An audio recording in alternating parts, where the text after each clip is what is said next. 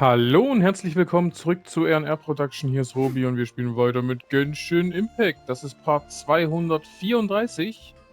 Und hauen wir zuerst die Ausrufezeichen weg. Ich habe jetzt, waren es 3 oder 4 Tage nicht zocken können. Immer was zu tun gehabt. Jetzt habe ich aber Angst, dass das Event vorbei ist und ich die ganzen Dinger nicht holen konnte. Und die Daily-Urgesteine habe ich auch nicht bekommen können. Mega nervig. Ich hoffe, das ist noch da, das Event. Oh ja. Ah, noch ein paar Tage, okay. Ich habe kurz gedacht irgendwie, dass es ein 3-4 Tage Event ist oder 5 Tage, was es ab und zu mal war. Das wäre richtig bitter, wenn ich das nicht bekommen hätte.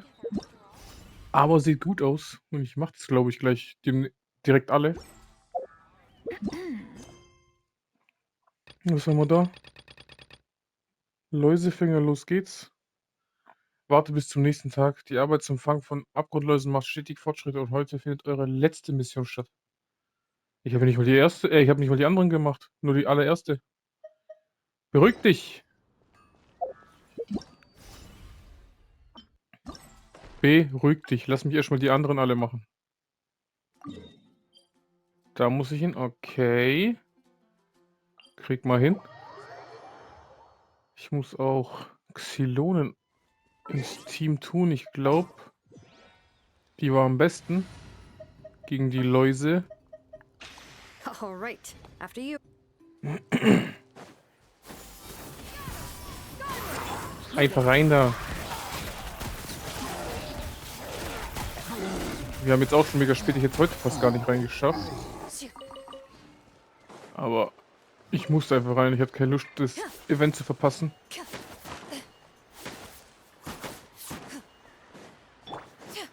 Das war mir zu unsicher, ob es wirklich nur 4 oder 5 Tage waren. Jetzt bin ich irgendwie glücklich, dass es nur so ein bisschen, dass es 9 Tage sind. Hat die ganze Zeit so ein mulmiges Gefühl heute. Mich hat schon genervt, dass ich jetzt, sind es 180 oder 240? Ich weiß es nicht. 3 oder 4 Tage konnte ich jetzt nicht zocken. Das. Hä? Laufe ich in die falsche. Ja, ich laufe voll in die falsche Richtung. Das sind schon. Ja, das sind schon 240 Urgestein. Das ist mir zu viel. Ey, ich finde die so chillig.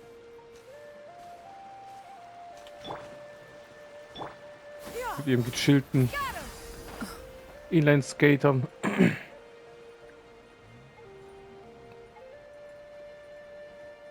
Wo ist denn die Laus?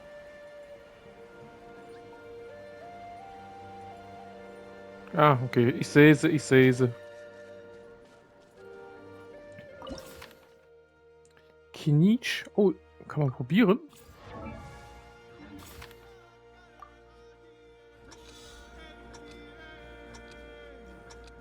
Ja, stimmt, es war noch auf Zeit, ne?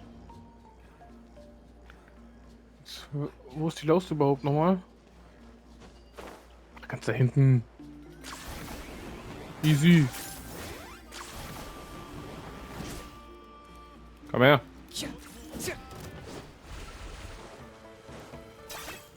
Target acquired.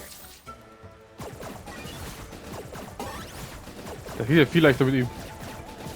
Komm her.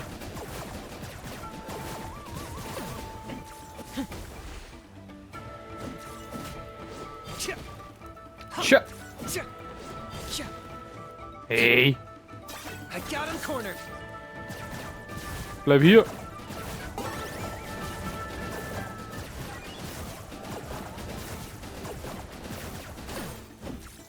Jetzt haut er noch ab. Wo ist denn der? Oh, ganz da oben.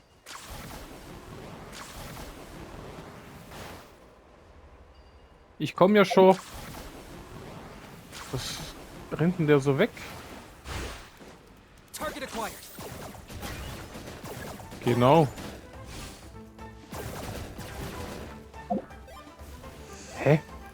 Ich habe doch Fang gemacht. Hat nichts gebracht.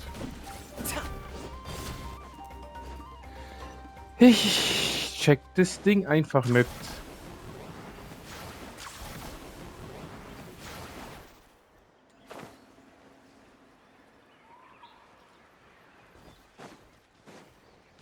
Hey, wo ist denn der schon wieder?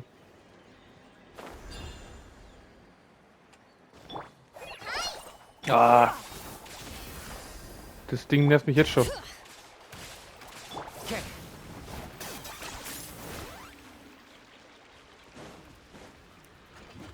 Oh, bleib doch stehen. Locked up.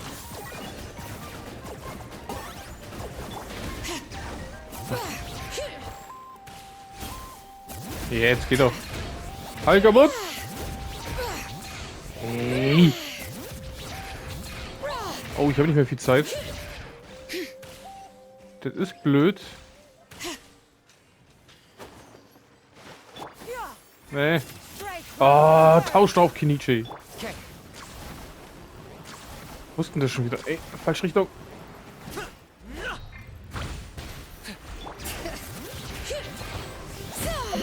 Nee.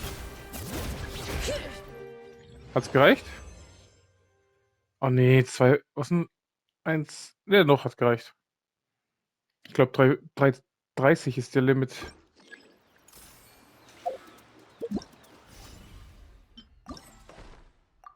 Ja, 3,30. Wunderschön. Kriegen wir auch die Maske.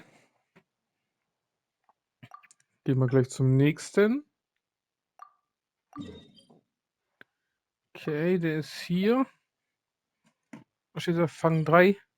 Los dahin.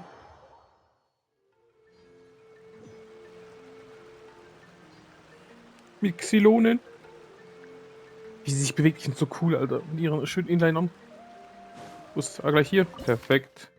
Oh, nochmal Knitsch. Aber mit Xylon machen wir auf jeden Fall mehr Schaden. Ist viel besser.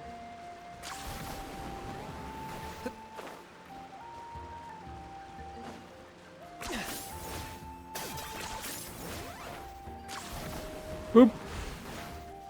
Is this really necessary? Target acquired. Ey. Oh. Jetzt macht er mehr Damage.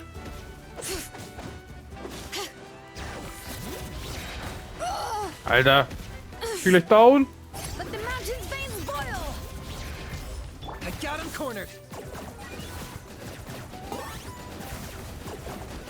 Alter, der macht jetzt viel mehr.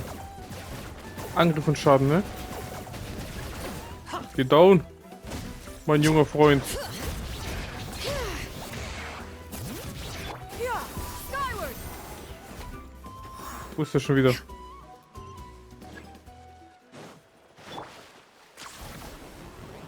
Hau mir ja nicht ab. Du musst gar nicht versuchen, hier wegzugehen. Yeah.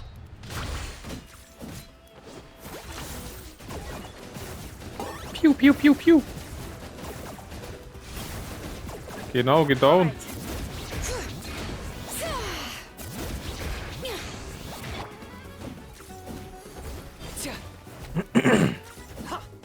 Oh, es geht jetzt wohin schon wieder? Wo sind die Dinger zum Anheften? Kinitsch! Hilf doch mir! Wo ist das jetzt schon wieder? Wo ist der? Da. Nein!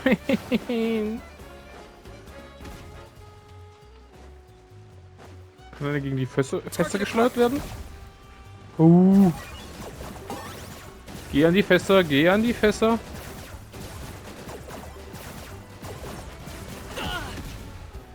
Geh an die Fässer. Wasser kaputt, Knitsch. Hä? Keine Ahnung, was das war. Geht doch. Alright, let's finish this fast. Und wo kommt ihr auf einmal her? Ihr Klabauter Männer. Ich will doch nur mein schönes Urgestein sammeln. Hunt them down. Müsst ihr mir in die Quere kommen, hä? Oh, der lebt noch. Der hat überlebt, der Gute. So. Jetzt aber erstmal kurz heilen.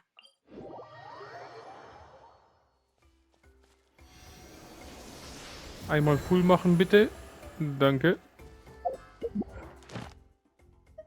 Schon mal 2. Sehr schön. Sehr, sehr gut. Da haben wir nochmal 80. Mega, mega. Gehen wir gleich auf 5 rüber. 4.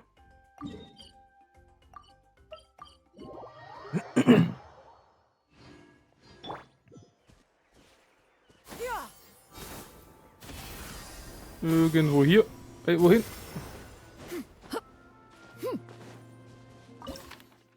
Mulani?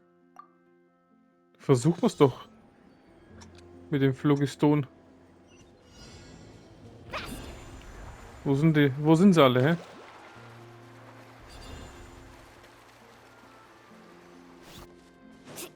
Der soll mal nicht abhauen. Oh, wie schnell ist denn der? Alter! Let's ride.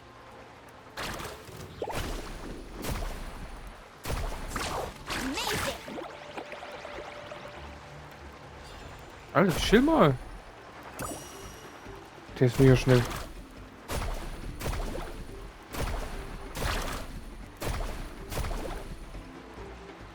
Alter, alter, alter.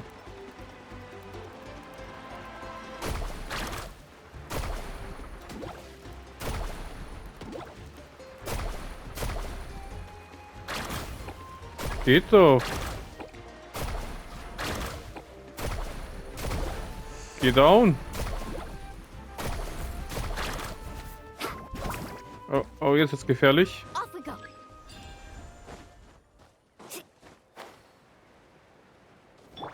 Yeah. Got him. Der soll stehen bleiben.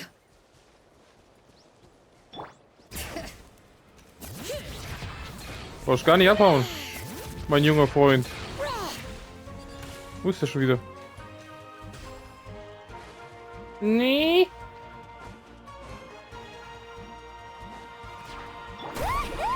Wuhu. Wo ist der schon wieder? Wo ist der schon wieder? Geht doch. Ja, bleib stehen. Brauchst gar nicht versuchen.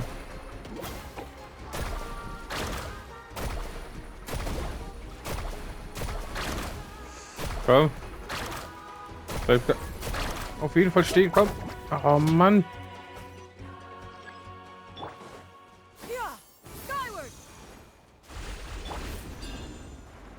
Wo ist der? Wo ist der? Das kann doch nicht sein. Der wird immer schneller gefühlt.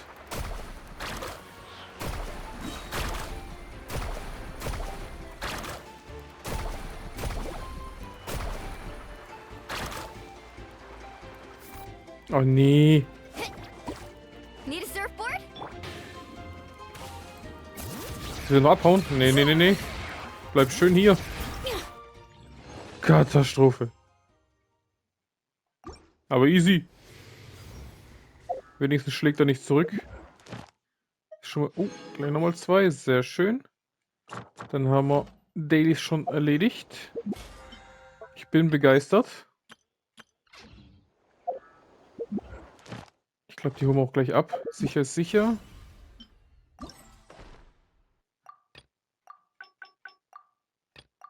Wunderschön. Wunderschön. Ich bin immer mehr begeistert.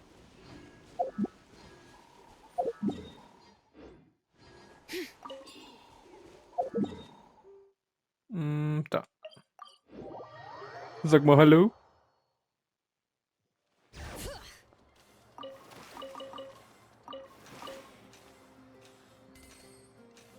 Ad Astra.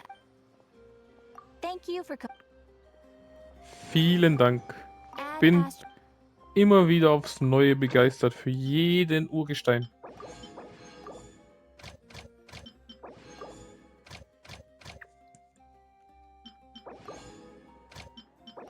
So.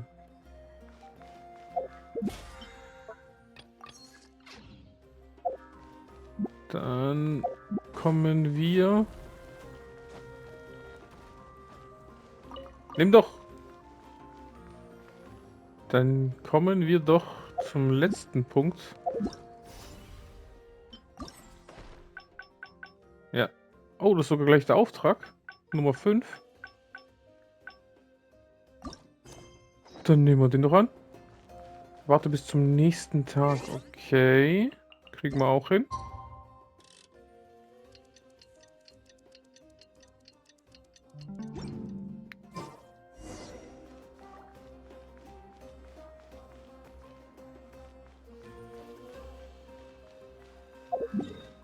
Gehe noch zum letzten Ort. Krieg mal hin.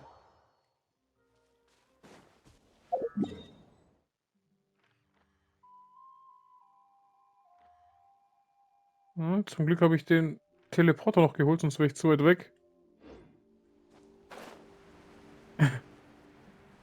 Zusammen schauen die da, chillen die da.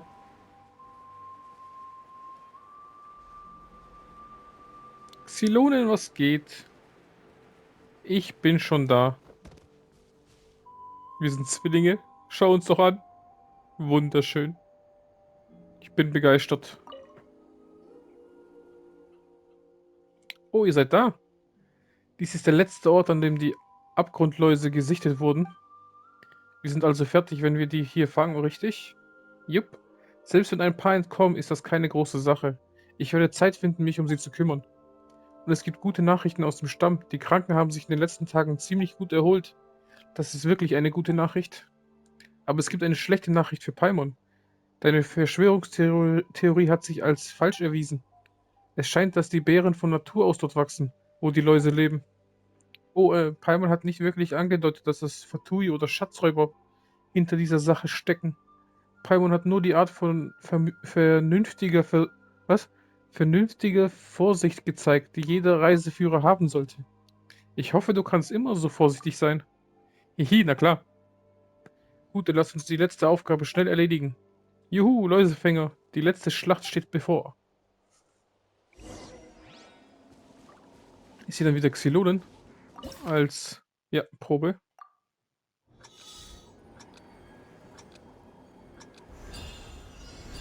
Wohin gehen wir? Da unten.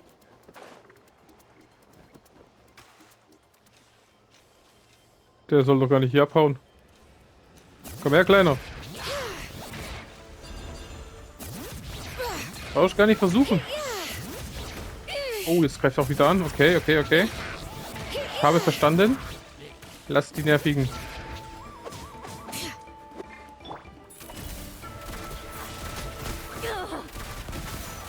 Oh, die tut doch einiges ab.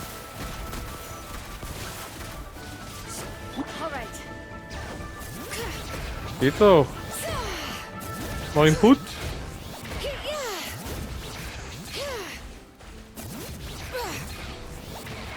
Komm, noch so viel abzocken, wie es geht. Wo ist der? Komm wieder hoch. Ja, die kann alles. Ja, die ist Maschine.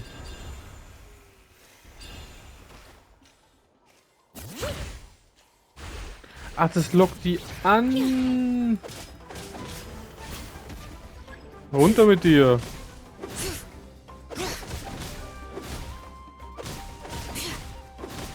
Schön unten bleiben, Diggerchen. Bring it.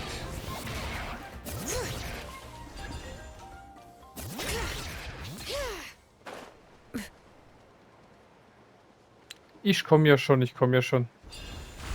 Alter, die ist so cool. Komm, bleib stehen, Kleiner. Hey, du hast eh gleich verloren, komm. Geht doch. Bye bye. Hey, geh down. Geht doch. Immer schön prügeln.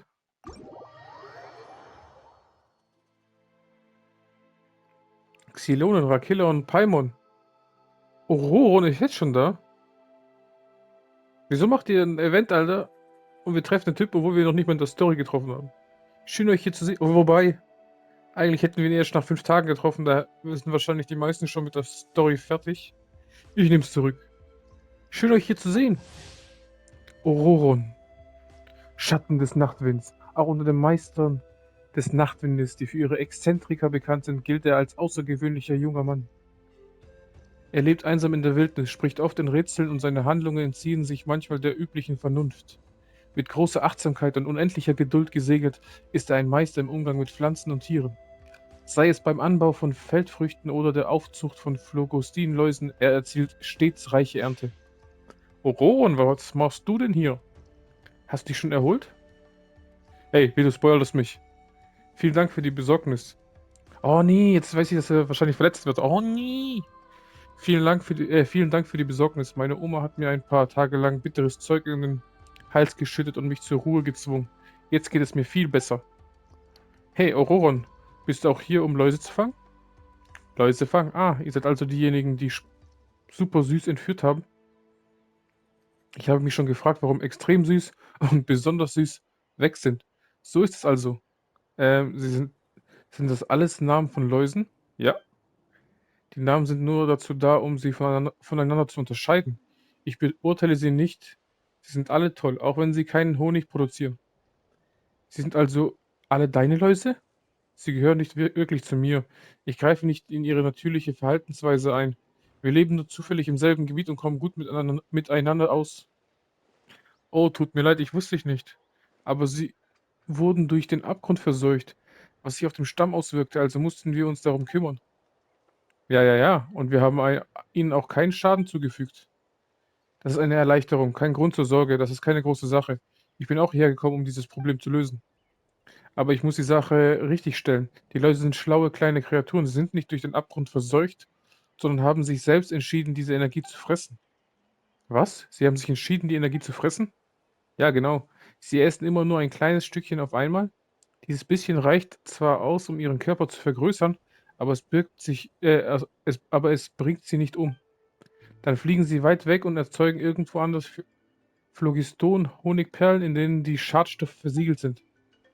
Die Hülle der Perle wirkt wie eine Barriere gegen die Kontamination. Auf diese Weise können sie die Energie aus des Abgrunds langsam aus ihrer Heimat entfernen. Der Vorgang muss immer und immer wieder erholt werden, aber sie sind alle geduldige Wesen. Selbst wenn die Ameisen umziehen, haben sie kein Problem damit. Oh, sie beschützen also ihr Zuhause. Es ist das erste Mal, dass ich höre, dass sie auch wissen, dass dieses Land überfallen wird. Ja, und sie tun auch alles, was sie können, um zu kämpfen. Sie sind alle wirklich tolle, fähige Läuse. Oh, Nattland, Reich des Krieges. Aber Ororon, wie hast du diesen Ort gefunden? Oh, weil ich sie mit Lehmbeerensamen gefüttert habe. Die können sie nicht verdauen, also dauert es nicht lange, bis sie wieder ausscheiden. Nachdem die Samen auf den Boden gefallen sind, wachsen sie schnell und werden zu fruchttragenden Sträuchern. Wenn ich den Sträuchern folge, kann ich sie finden. Dann sammle ich die Honigperlen, die sie produzieren, und kümmere mich um sie. Ich benutze auch die Lehmbeeren, um die Läuse zu betäuben und sie zurückzubringen. Aber es scheint, als hätten ihr das alles schon für mich getan und ihnen nicht geschadet. Ich bin euch allen sehr dankbar. Deshalb wuchsen hier also die Lehmbeeren. Und Paimon hat sich so sehr bemüht, herauszufinden, ob dahinter ein Komplott steckte. Habe ich dir Schwierigkeiten bereitet? Nein, ganz und gar nicht. Mach dir keine Gedanken darüber. Sobald die Reinigung abgeschlossen ist, bringen wir die Läuse wieder dorthin zurück, wo wir sie gefangen haben. Also, Ororon, sei beruhigt. Das wäre schön. Sie sind alle sehr wichtige Lebewesen. Man muss sie gut behandeln. Nun, da die Arbeit hier bereits erledigt ist, werde ich mich jetzt verabschieden. Ihr könnt mich gerne jederzeit besuchen. Ich bringe euch zu anderen guten Freunden von mir. Ich freue mich schon darauf. Bis zum nächsten Mal. Jetzt wurde ich wegen zwei Sachen gespoilert. Ororon ist verletzt. Das ist nicht so schlimm. Aber dadurch, dass sie jetzt so chillig reden miteinander, können wir schon mal ausschließen, dass Ororon zu den Fatuis gehört. Weil die hier mega gechillt reden und als wäre nichts. Wobei, aber meistens sind die Einheimischen immer feindlich gesinnt den Fatuis. Deswegen, dass Xylon hier so gechillt war. Hm. Oder dass Ororon überhaupt ein Verräter zu Natla ist. Ist damit schon wahrscheinlich sehr ausgeschlossen. Uff. Das ist also die Geschichte. Ich hätte nie erwartet, dass Ororon so eine Überraschung schafft. Ich danke auch euch, Rakela und Paimon. Ohne euch wäre diese Arbeit so langweilig gewesen. Hier nimmt das ein. Phlogiston, Honigperle ohne Verseuchung. Keine Sorge, sie ist nicht teuer. Sitzt sie einfach als ein Andenken. Mögen wir nicht vergessen, dass auch diese kleinen Krieger ihren Beitrag für Natlan leisten. Ich bin begeistert.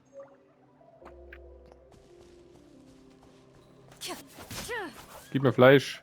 Hey, was war das? Hat's gerade gehangen oder ich hab doch Flügel gedrückt, ey. Ich wollte doch nur fliegen.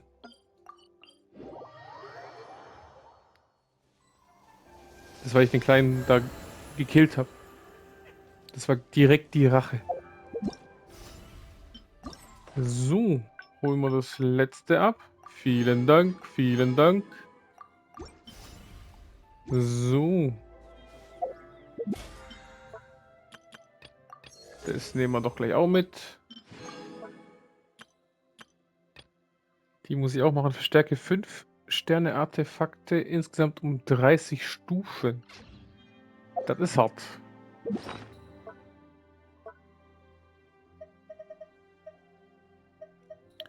Das ist hart. Vor allem, ich habe, glaube ich, nicht mehr so viel Zeug. Ah, doch. Aber doch nicht so viel.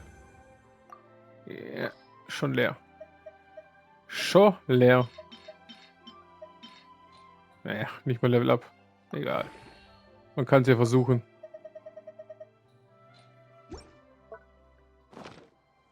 Egal, Hauptsache schon mal 2 Level.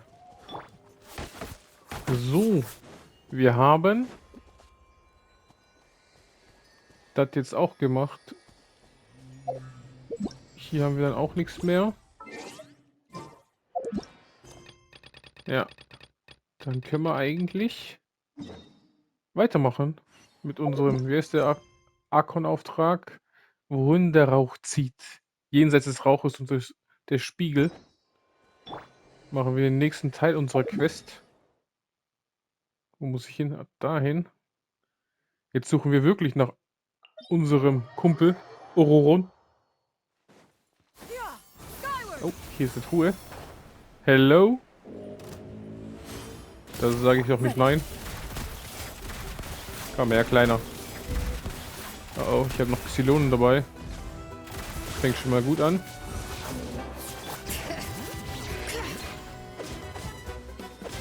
Sie ist zu schwach.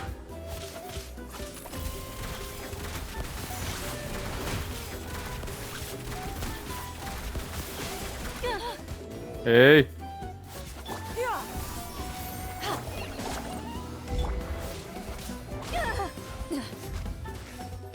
Komm her. Hau mal mehr Elektro rein, wie es geht.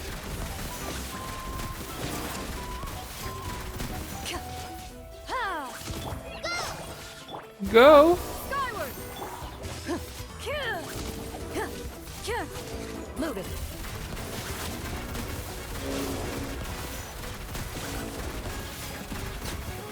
Nervensäge. First to find gets to stake their claim. Seems fair. Got him! Bring it! So.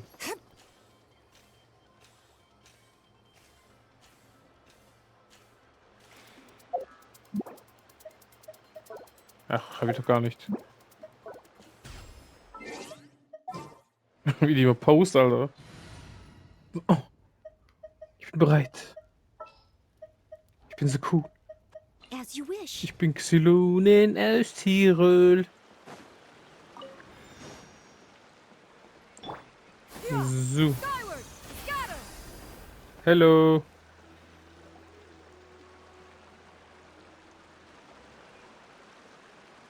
This is the spot. Kitlali, wo sind wir? An eyewitness claimed to have seen Ororon speaking to some Fatui soldiers here. Oh. I don't know how much you're willing to believe me, but Ororon really is a good kid. I see no reason why he'd suddenly get involved with a Fatui. I'm convinced that what the witnesses saw was actually the Fatui coercing him. Or perhaps trying to extract information. Ich glaub dir auch wenn ich nur kurz ihn gesehen habe, er sah aus wie ein verpeilter guter Junge. However, I doubt anyone would believe me, given there are no signs of a fight. Didn't Kanich say that she's a big name in Natlan? Feels kinda weird to see her so frustrated and helpless like this. Kannst du uns ein wenig mehr über ihn erzählen? Ororon? Well, he was left at the side of the road as an infant, and the people of the tribe took him in. You could say that everyone had a hand in raising him. He learned a lot from us, and once he reached adulthood, he built himself a house out in the countryside. He spends most of his days growing vegetables and raising aphids, living off of what he harvests from the garden. Klingt eigentlich ganz geil. He's always been such a good kid. He would even get his friends to deliver whole bags of fresh produce to my place. Wenn das alles stimmt, dann kann er kein schlechter Mensch sein. Hast recht. Das ist schon mal ein Ausschlusskriterium für einen schlechten Menschen. Ich überlege gerade, ob es solche angeblichen Normalos Gutmenschen gibt und dann plötzlich die schlimmsten Killer der Welt. Weiß ich gar nicht.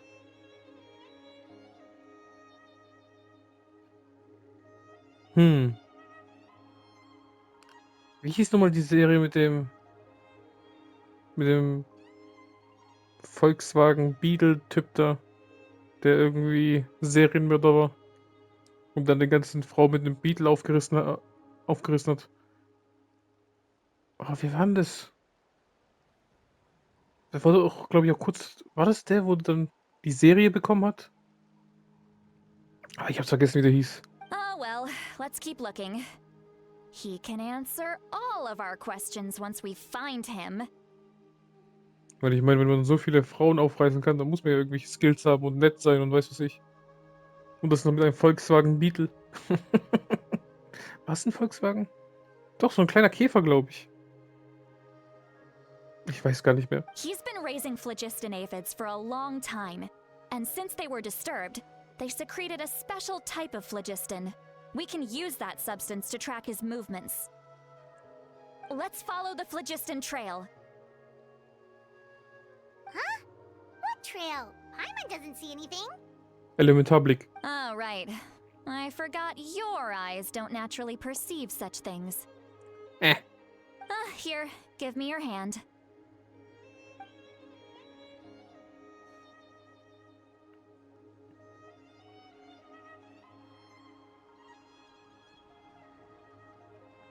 Was sehen wir jetzt? Schwarz-Weiß?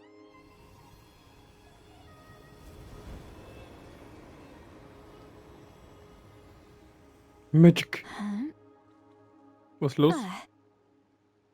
How about now? Achso, ich dachte, ihr sagt was Wichtiges. Was bist du? What do you see? Was kannst du? Ich kann jetzt die Spuren sehen. Whoa, Paimon can see it now too. Nice, hä? That's right. I used a spell to temporarily transfer a portion of my senses to you. For a short while, you'll be able to see the phlogiston too. Boo. Wow, you can even share your senses with us? First time Paimon's heard anything like that. It requires a very rare spell that most people aren't adept at. But don't worry, it's a cinch for me. Between the two of you, it seems the Traveler's senses are a bit stronger than Paimon's. Oh, ey. When I held your hand just now, I could sense that you've got a great affinity for phlogiston. You're extraordinarily gifted. Trotzdem kann ich kein Feuer. Ich will Feuer können. Anyway, we'll need to use our vision now to track down Ororon. Good luck, you two. Over here, this way! See, Lolly might say a lot of deep and confusing stuff, but this spell of hers is really something. Bombe, hä? What was that? Oh, Paimon was just complimenting you. Really? Die Arme. Die hat doch echt nur ein Kompliment auf ihre Art und Weise gemacht. What does she mean by deep and confusing?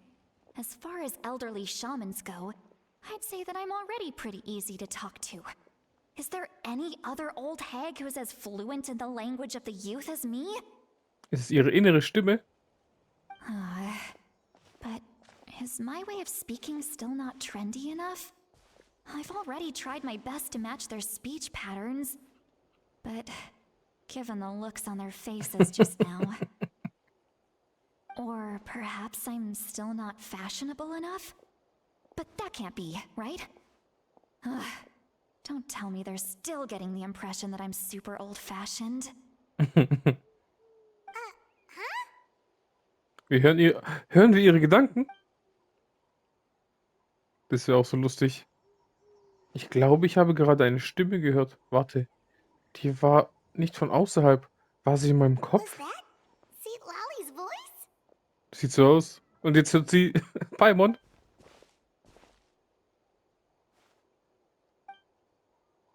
Paimon scheint die gleiche Stimme gehört zu haben. Sieht so aus, als hätte sie verstanden, was los ist. Hm? Ah, das muss eine Nebenwirkung der Magie sein. Now that I think about it, it's a good thing I found some helpers this time. Some things are best done with the help of friends. Oh, wir stehen schon als Freunde. Ich bin begeistert. Wir können also jetzt ihre Gedanken durch Telepathie hören.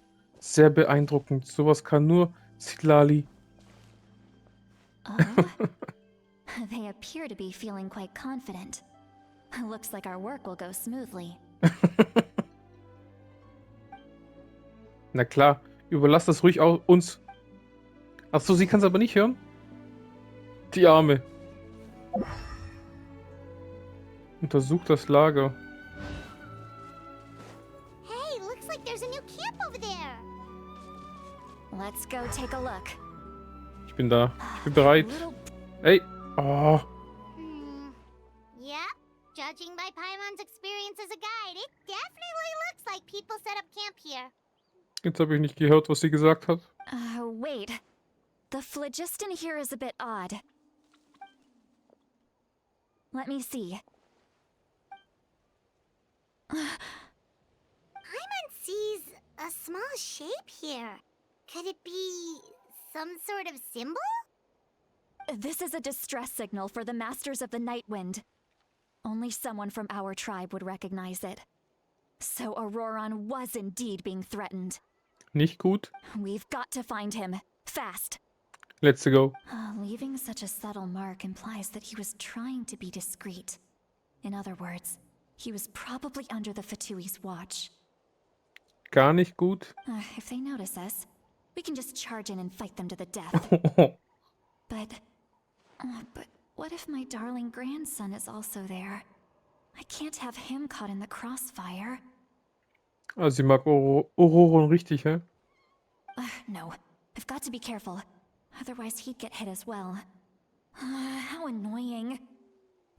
No, I've got to stay calm and keep my composure.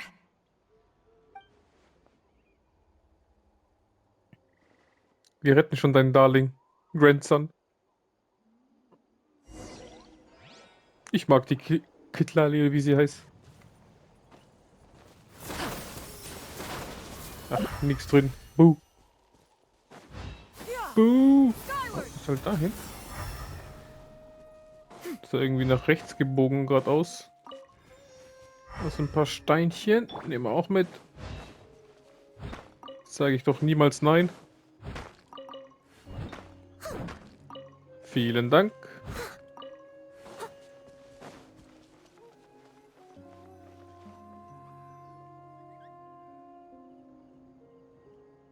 There are traces of people staying here too. Wait a second. The phlogiston around here is jumbled up. I can also smell a mix of elements in the air. Pyro, electro, and some other elements as well. Mehrere Fatuis, die nervigsten. Vor allem Pyro und Elektro hat sie aufgerufen. Das sind die zwei nervigsten. Kanich told us that you were super amazing. No wonder you can sense so many more things than us. It's about time that little brat said something nice about me. There are signs of a struggle here. Judging from what's left on the scene, there must have been a fight. But after that, the factions seem to have gone their separate ways. Both the Phlogiston and the elemental traces in the air support that. Es scheint, als hätte Ororon eine Chance gefunden, Do zurückzuschlagen. you still remember the little mark we found before?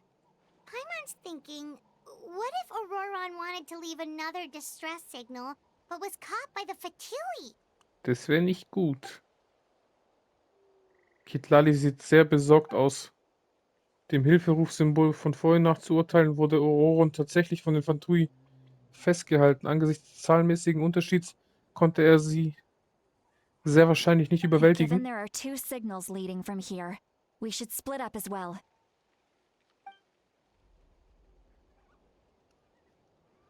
I'll take this direction and leave the other one to you. Let's meet up again later. Zerstören wir ein bisschen. Wie geht Chelsea läuft? Ororon, what the heck were you doing?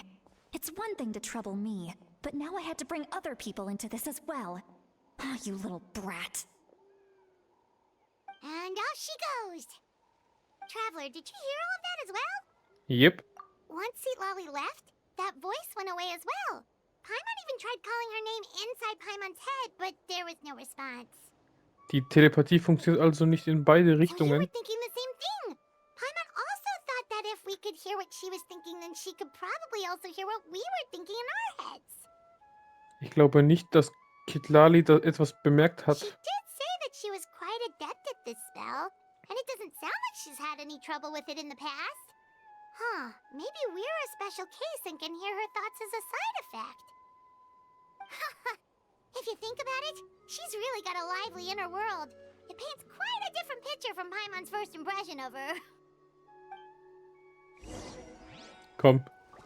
Gehen wir Ororon retten. Den kleinen Grandson. Skyward! Scatter! Paimon sees some traces here. Let's follow them and see if we can find anything up ahead. Oh. Da ist ein... eine Sphäre. Aber die ist oben. Ich hol die, glaube ich, kurz. Aber die ist ganz oben, oder was? Oh. Oh, oh, oh. Oh, oh, oh. Dann brauche ich doch kurz... Let Hoch mit uns! Jetzt zeigt's nach unten. Hä? Ist auf der anderen Seite?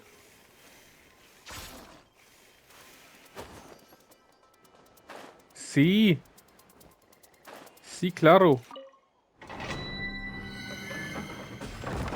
Haben wir einen neuen Teleportpunkt. Sehr schön. Aber jetzt muss ich irgendwie da hoch wieder. Ich habe kein Phlogiston. Oder wie das Zeug heißt.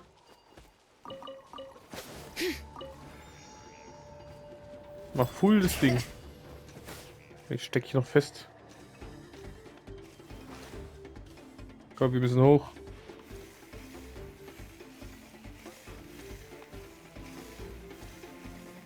Da ist perfekt ein Pyrococculus. Den holen wir uns gleich. skyward! Wenn wir schon mal 2 hier finden, holen wir die uns auch. Und gleich am Baum. Gleich daneben. Sehr schön.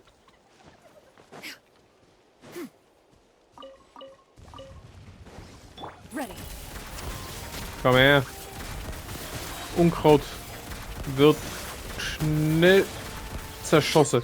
Was ist das schon wieder? Time to testify. Wobei. Oh, ist das schon wieder abgehauen. Ey. Loaded.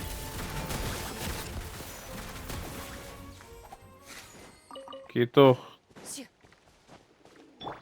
So. Skyward! Dann haben wir alles. Sehr schön.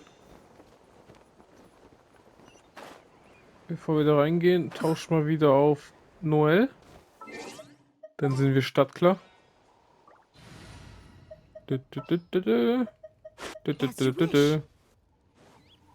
Perfekt.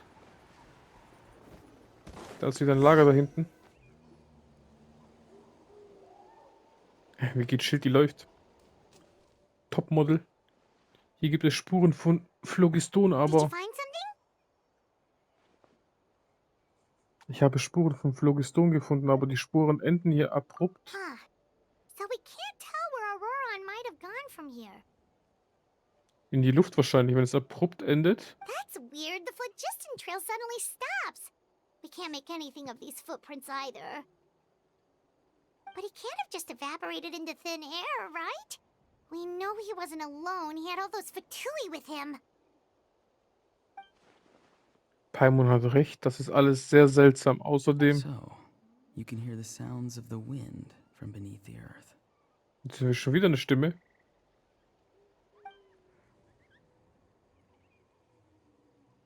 Aber das war Ororon wahrscheinlich.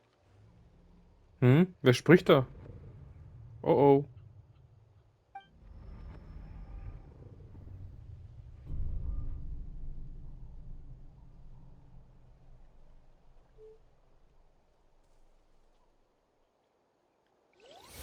Was passiert gerade?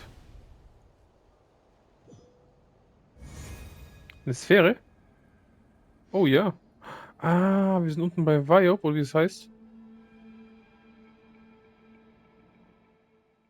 Das Königreich der Nacht? Wieso bin ich plötzlich hier? Oder? Oder I'm ist very Capitano? sorry, but please do not move.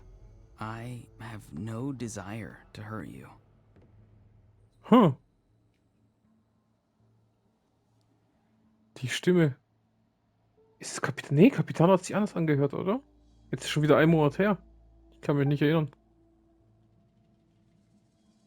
I apologize that our first meeting has to take place like this. It's just that you're much like one of those animals with ears that perk up as soon as it senses danger in their environment. Nee, das ist Ororon. Sieht aus wie der. And given your combat proficiency, I would not have been able to gain an advantage over you if you were anywhere else in the world. However, you're now in the Night Kingdom, a familiar domain to the masters of the Night Wind. Hello, traveler.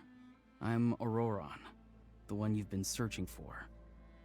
Sieht aber cool aus mit seinen zwei Augen da.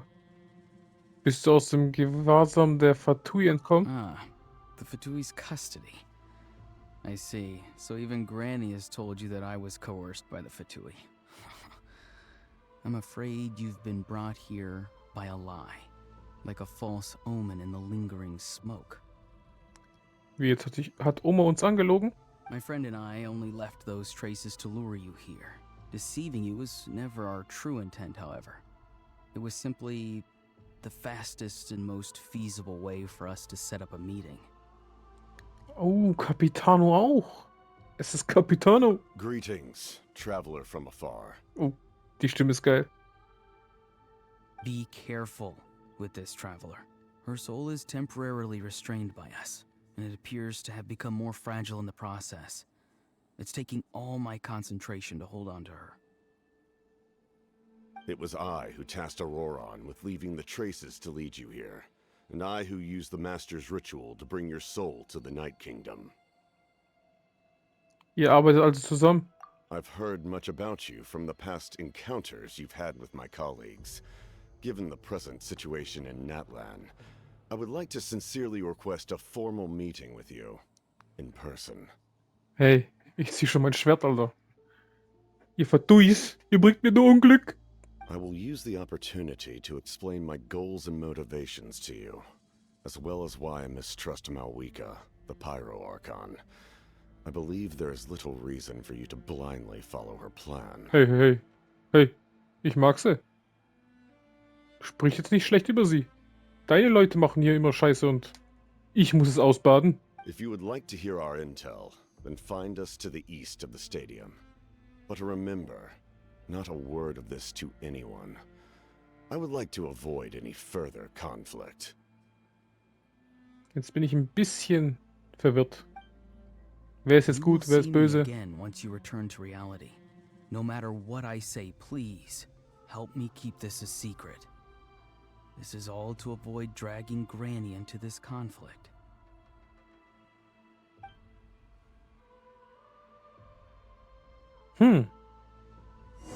bin jetzt maximal verwirrt.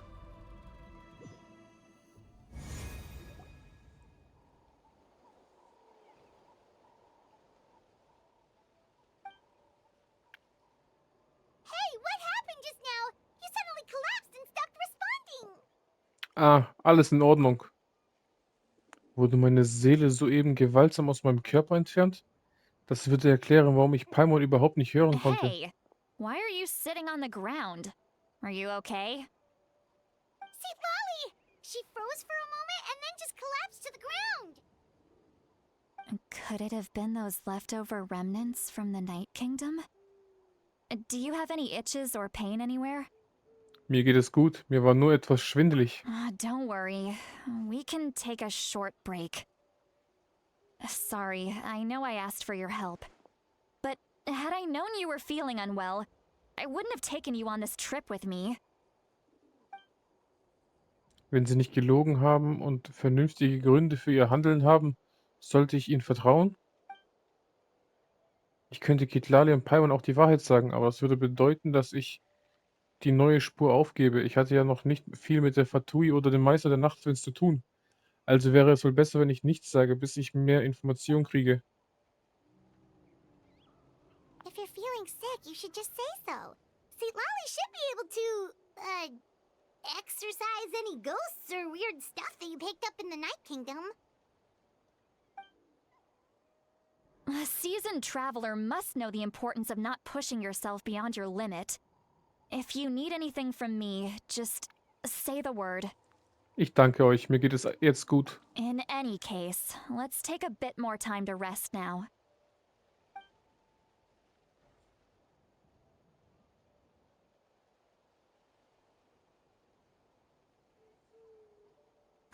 Need to be more careful next time. Sisi. Feeling better yet, Traveler? Nochmal Sisi. All right, let's get ready. Nochmal Sisi. I followed my phlogiston trail earlier to a stronghold guarded by soldiers. I have a feeling that Ororon is probably being held inside. Oh, so it's close by. Then let's head over right away. Es tut mir so leid, dass ich euch aufhalte. Well, I recruited you to be my helper, which means we're in this together. Like the wind and the clouds. We either move as one or not at all. But if you want to make it up to me, then just be sure to fight extra hard when the time comes. Nichts leichter als das.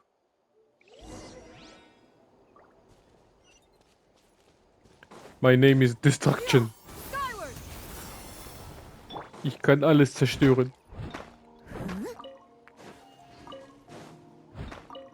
Komm, wird alles mitgenommen. Someone. Yeah, skyward, scatter.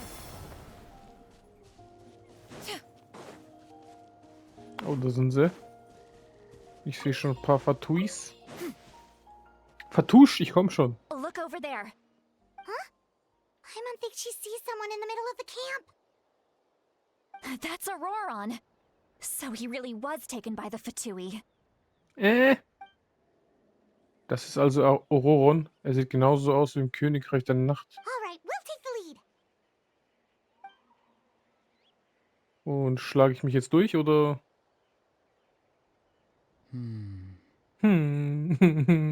Hey, quit daydreaming. Don't you have work to do? Kostalitzki. So ein Name, I Alter. cannot see the sun. What? Without the sun, I cannot see the truth. You are currently blocking the light, so I must beseech you to move aside. Genau. Hope. Aus dem Weg. Das war nur eine nettere Formulierung von Geh mir aus der Sonne. Huh? Okay, Mr. Philosopher. That's enough mumbo jumbo. Wow. I'm going to rip that guy's head right off. See, Lolly's struggling to control her temper now. Are you ready? Let's go kick their butts. Let's go. On my count. 3, 2, 1. Oh. Hey. Still trying to resist? You've got no idea who you're up against. Kommt her. Just like we rehearsed. Kommt her, meine Boys. Ich kenne euch doch. Ich weiß doch, wie ich euch besiegen kann. Where evil lurks, shoot on Du sight. bist der Letzte, hä? Oh, Time to clean up. oh nee. Da ist der nächste nervigste. I must. Into the shadows. Nicht überleben lassen, so muss ich sagen. Geht doch. Der Rest ist egal. Der ist der leichteste, finde ich. Cool, nehmen. Aber nicht gegen mich. Nochmal welche? Ich dachte schon. Ororon! Omi ist da. Granny. Der Typ. So ein Schauspieler. Paimon knows she's called Granny Eatsley, but it's still kind of weird hearing someone actually call her Granny. And greetings to you too, other Granny. Oma. What did you just call her? Granny. Is that not right? You are Granny's friend, are you not? You seem to be approximately the same age as her, so I figured you're also a Granny.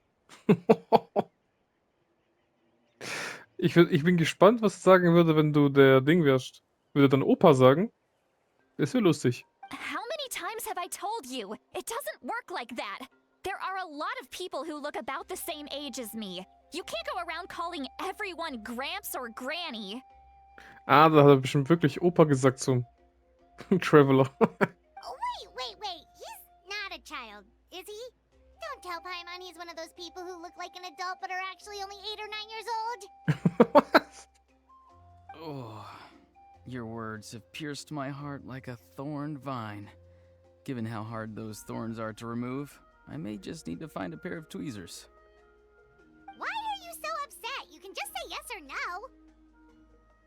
Of course I'm not a child. It's just Granny always taught me to show gratitude where it's due. And since the Masters of the Night Wind raised me collectively, I basically see everyone above a certain age as an elder I should look up to. Die Art, wie er redet, hat sich definitiv verändert. Aber es fühlt sich nicht so an, als würde er sich verstellen. Er hat mich gebeten, unsere Treffen geheim zu halten. Und er hat sogar gesagt, dass wir das Kitlali zuliebe tun sollten. Du behandelst also alle, als wären sie deine Onkel und Tanten. Du behandelst also alle, als wären sie deine Opas und Omas? Exactly. But if you keep that up, then everyone's going to be your senior. And do you think saying all of this is gonna save you from a scolding, Ororon? Jetzt gib ihm. Haven't I told you 100 times since you were a kid? Heed the 3 warnings. Be wary of beasts prowling around, scammers looking for their next victim, and strange people who appear out of nowhere. Oh, so you do remember, and you just chose to ignore them. I always knew that living on your own was going to get you into trouble sooner or later. But getting kidnapped? That really takes the cake. Jetzt kommst du wieder nach Hause. Kein mehr alleine leben. You won't always be able to rely on other people coming to your rescue, you know. You're just lucky we got here when we did. Or we might be launching another search and rescue operation to find out where they put your severed head. Uiuiui. Die nimmt gleich die schlimmste Möglichkeit in Betracht. Zerstückelte Körperteile. Oder Körper.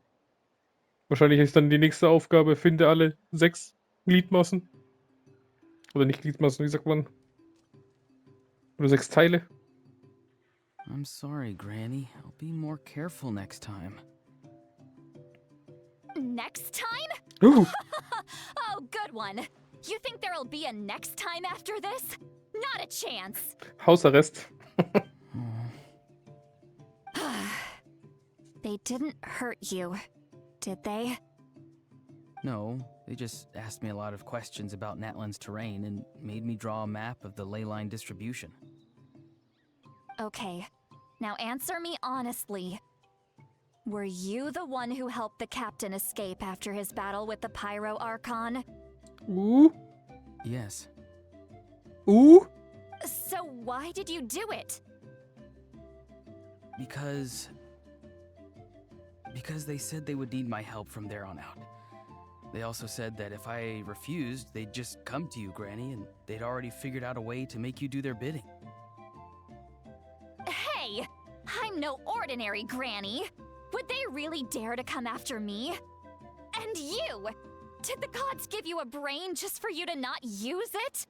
Did you really believe everything they said at face value, and not stop to think?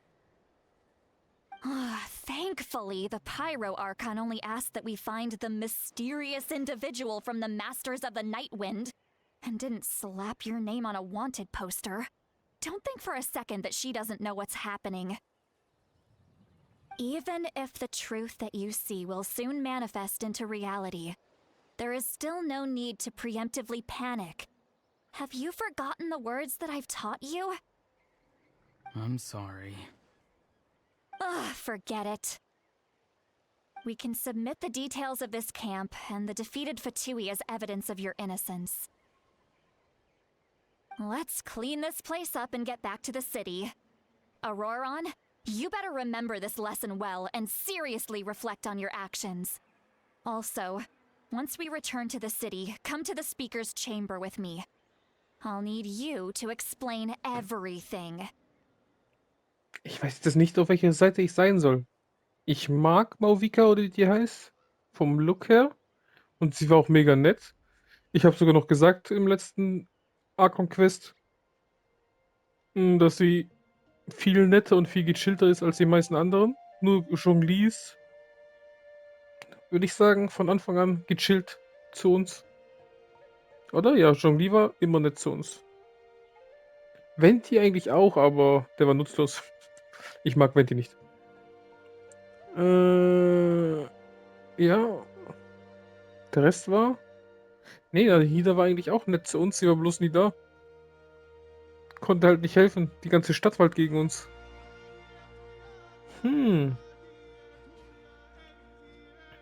Ach, keine Ahnung. miHoYo gefällt mir einfach. Kann ich nichts dagegen sagen. Xylon und miHoYo, mir gefallen irgendwie alle Charaktere in Natlan. Die haben was. Sounds good. Should I bring some of my homegrown vegetables as well? Your vegetables? Yes. I grow a lot of fresh produce in my garden. I hope the Pyro Archon won't be too picky about the selection. Now's not the time to be thinking about that. If you do come face to face with the Pyro Archon, the first thing you should do is... Ich habe ein schlechtes Gefühl. Recite the 3 warnings. Huh? No! You should emphasize that you were not in cahoots with the Fatui! Das macht er doch extra. How exactly did the Masters raise this guy? Oh, right. Der ist im Nachtdings, da wo wir waren, im Königreich der Nacht, wie es heißt, war der irgendwie, kam er mir so schlau vor und jetzt kommt er mir wie eine Trantüte vor. Deswegen, ich bin mir nicht sicher. Vielleicht hat er 2 Persönlichkeiten.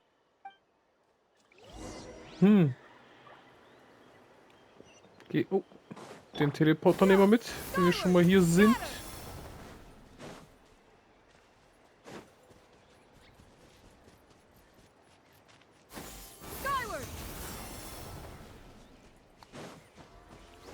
Wenn wir schon mal schön hier sind, genau, dann nehmen wir den auf jeden Fall mit. Hallo. Wunderschön. So, jetzt müssen wir in die Stadt. Oh, geht direkt los.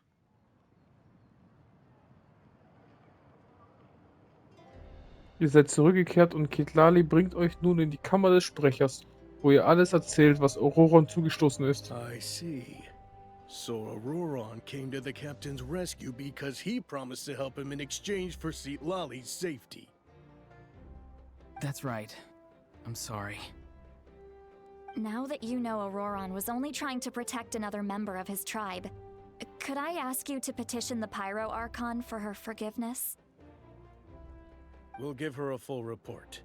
We'll let you know once she's reached a decision. Will I need to stay here? Technically, yes. But if Miss Seat Lolly is willing to serve as your guarantor, then we can release you from custody. Sure. I'd be happy to do that. I don't have any more time to waste here. I still have other things to do. Understood. Thank you very much. Mr. Ororon, please report back to the Speaker's chamber as soon as you've received notice of the Archon's decision. I understand. Thank you. And thank you too, Granny. Well, at least you won't need to hide your face anymore. Traveler, Paimon, thank you very much for your help. And don't worry, I haven't forgotten about my side of the deal. Achso, es ging ja eigentlich um den Namen, ne? Once Ororon is settled, I'll go talk to Shilonen and get started on forging an ancient name for you. Oh, thank you. Dann zähle ich auf dich, Kitlali. You scratch my back, I scratch yours. It's as good as done. You can just go twiddle your thumbs or something while you wait for the good news. Bye for now. Come with me, Ororon. Sorry. We've got to find you a place to stay for the night. Jetzt habe ich die arme Kitlali weggedrückt. Goodbye, Mother Granny. Mein neuer Enkelsohn ist ja sehr höflich. Du spielst hier alles nur vor. Irgendwie erinnert er mich ein bisschen an Scary Movie. Doofy? Hieß der so? Wo überall Dumme gespielt hat und dann geht er am Schluss des Films aus dem Haus raus, läuft plötzlich normal, seine Haare, sein Gesicht, alles normal, Zigarette, voll auf cool und als wäre er ganz normal. So irgendwie erinnert er mich. Dieser Blick, er versucht wahrscheinlich mich an mein Versprechen zu erinnern. Er kommt mir nicht wie ein Lügner vor. Wenn ich nicht alles mit meinen eigenen Augen gesehen hätte, wäre ich nie auf die Idee gekommen, dass er hinter dem Rücken von Kitlali so viel arrangieren könnte. Was hat er vor? Oh, we're finally done. All right, it's time to find some grub. Paimon, ich muss dir was erzählen. Huh? What is it, traveler?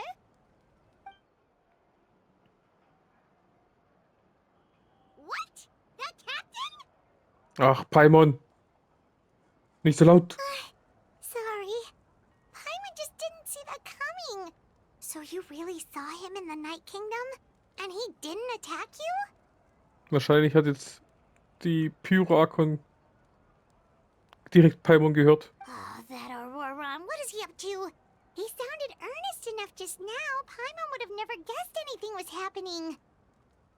All that stuff about protecting Seat Lolly and being forced to help the Fatui when he's actually been a willing accomplice all along. Da bin ich mir nicht so sicher. Wir brauchen noch mehr Informationen. Yeah, you're right. Still, Paimon appreciates you telling her about this. Paimon will support your choice no matter what, so if you want to go, we can go together. Habe ich eine Wahl? Der Auftrag wird mich da schon irgendwie hinschicken. We still have another whole day before the meeting, so we'll just meet with them when the time comes. So sieht's aus.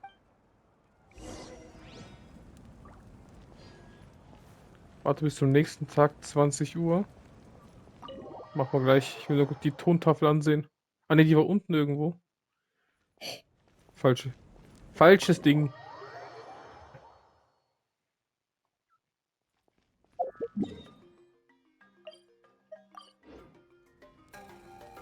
Nee. Wo nochmal? Ah, da war sie. Scusi. Einmal hier rein, bitte. Ja, viel zu wenig. Oh. Ich muss jetzt... Nächsten Tag, 20 Uhr stand da, oder?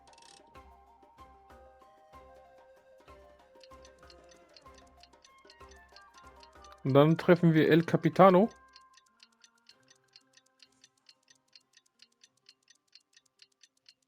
Bin gespannt, was er sagt.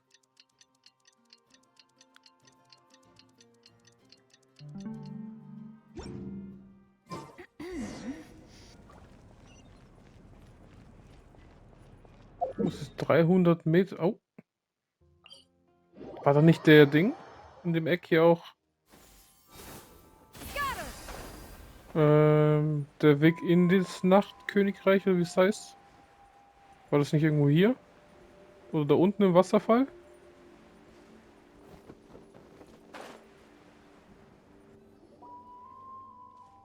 Jetzt bin ich gespannt, was die uns sagen werden. Weird. Paimon doesn't see anyone. Oh, please don't let this be a trap. Irgendwie glaube ich, die ziehen uns wieder runter in dieses Nachtkönigreich.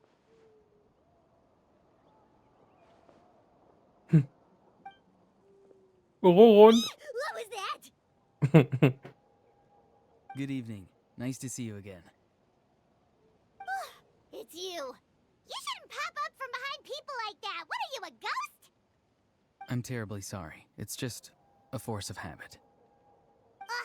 And what's with you apologizing all the time? You sound so polite and honest, but you're actually doing shady stuff behind people's backs. Aber der ist schon groß. Ist er 2 Köpfe größer als die Travelerin? Sieht so ein bisschen aus. You're right. Granny tells me that too. Huh.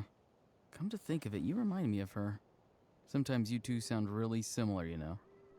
Oh, so you're gonna call Paimon Granny too now? Well, I could. Was ist also der Zweck dieses Treffens?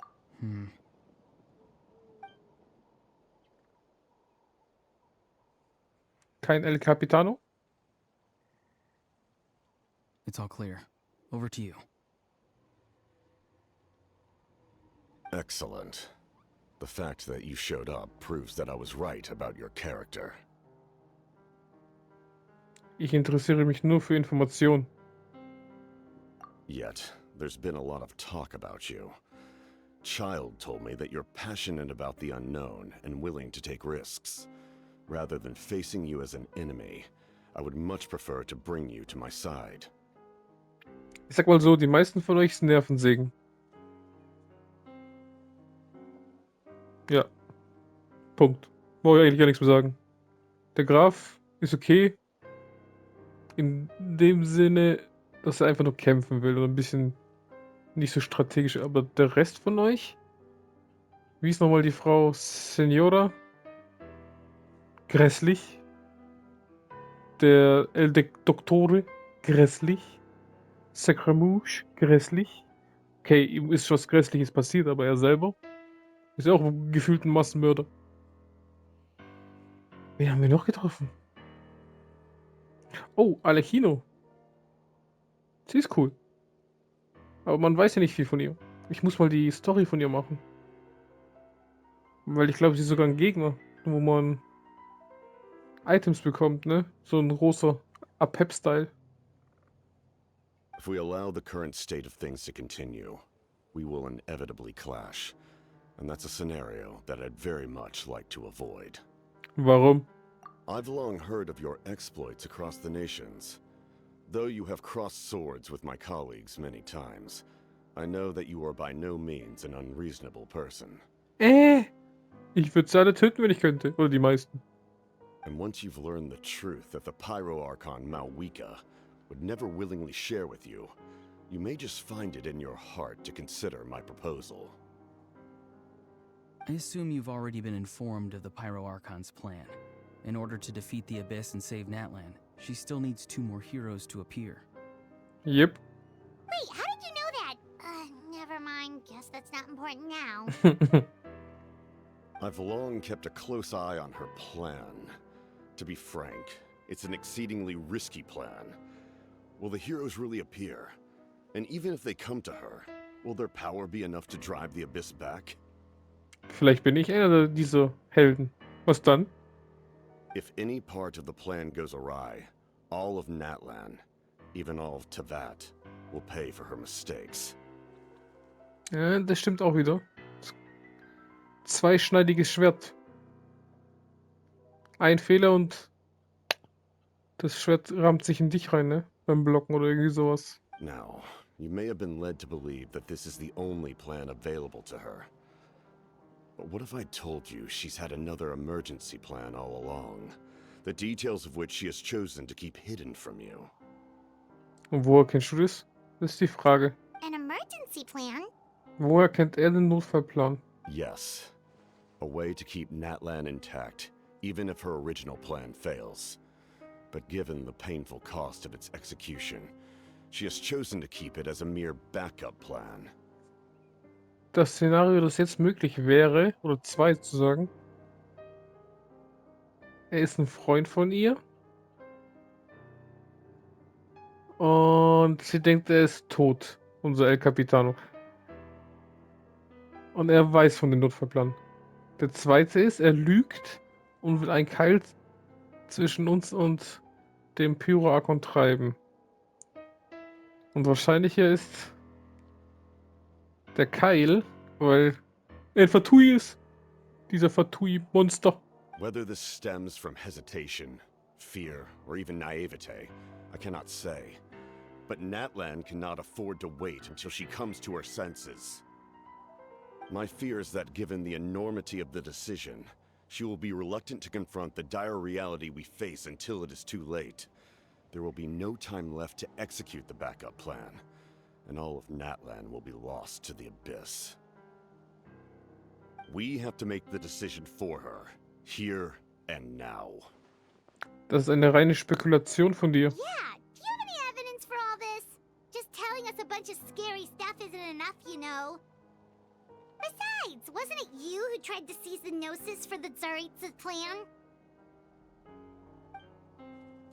Warte, das göttliche Herz an sich reißen und die Entscheidung für sie treffen. Bedeutet das etwa, hast du das göttliche Herz etwas mit diesem Notfallplan zu tun?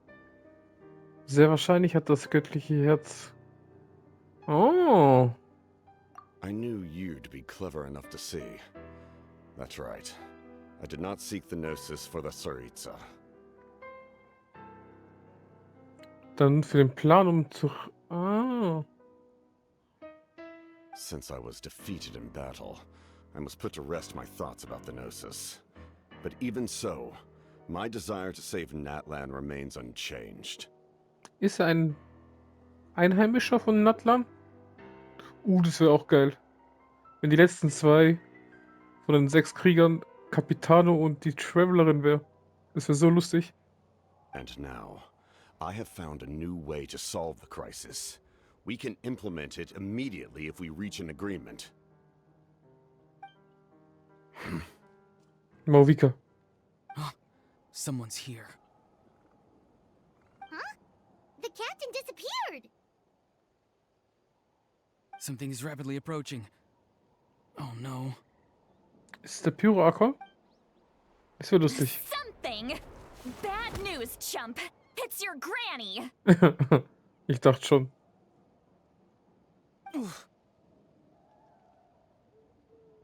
Lolly? When did you get here?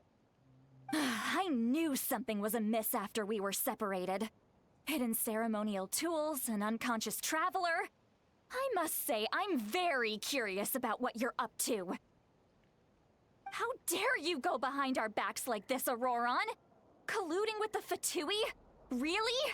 Du Monster. Oh, here we go again. Cat got your tongue, huh? You really think you can avoid a scolding just by staying quiet? I'm not trying to avoid anything. Oh, and now you're talking back. Well, go on then. Explain yourself. What the heck are you up to? Aber dass der Capitano so abhaut? Zeig doch mal ein bisschen Rückgrat. Hast du Angst von Omi, hä? I'm sorry, Granny. I feel so guilty. Ach komm, jetzt lügt er schon wieder. You! That's it! Where are my tools? I swear if I don't teach you a lesson right here and now, I'll... Wait, see, Lolly! Please, calm down. We, still learned a lot of info, didn't we? Like the fact that the captain isn't trying to seize the Gnosis anymore. So, maybe just save the scolding for later, okay? Ja, das ist kein Ort, um ein Kind zurechtzuweisen. Listen well, Ororon. You're only getting out of this now because of the Traveler's plea. This isn't over. You hear me? You're right, Traveler. Let's go. We can discuss this more back in the city. You two keep an eye on Ororon for me, okay? Soll ich ihn am Nacken packen? Ein bisschen runterdrücken und sagen, komm jetzt, böser Bur. Unser Gespräch mit dem Capitano wurde im entscheidenden Moment unterbrochen. Aber da Ororon noch hier ist, könnten wir vielleicht noch den Rest von ihm erfahren. Oh. Was habe ich bekommen? Eine Errungenschaft.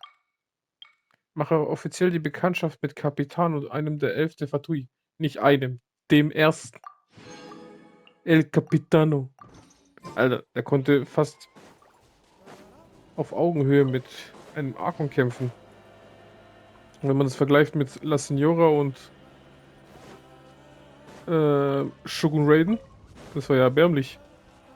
Der muss eigentlich auf jeden Fall einiges höher sein. Oder sie ist bekannt für... Oh, wir müssen in die Richtung. Für nicht kämpfen und... Ah, die war aber schon stark. Jetzt haut er, versucht er abzuhauen. In all my years, I've never had a child cause me so much grief. Do you seriously not see what's at stake here? You've got a head on your shoulders, Ororon. Use it! Why did you help the captain? And I want the truth this time.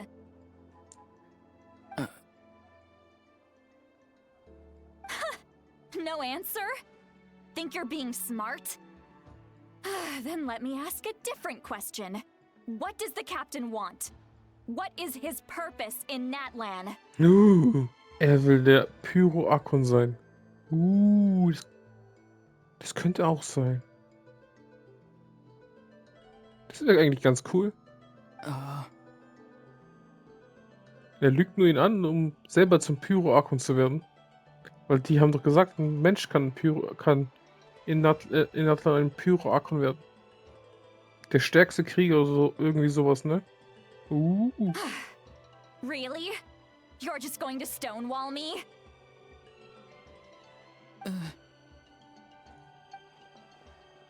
Sieht aus, als hätte Ororon nicht die Absicht, ihr zu antworten. Just use your brain for a second.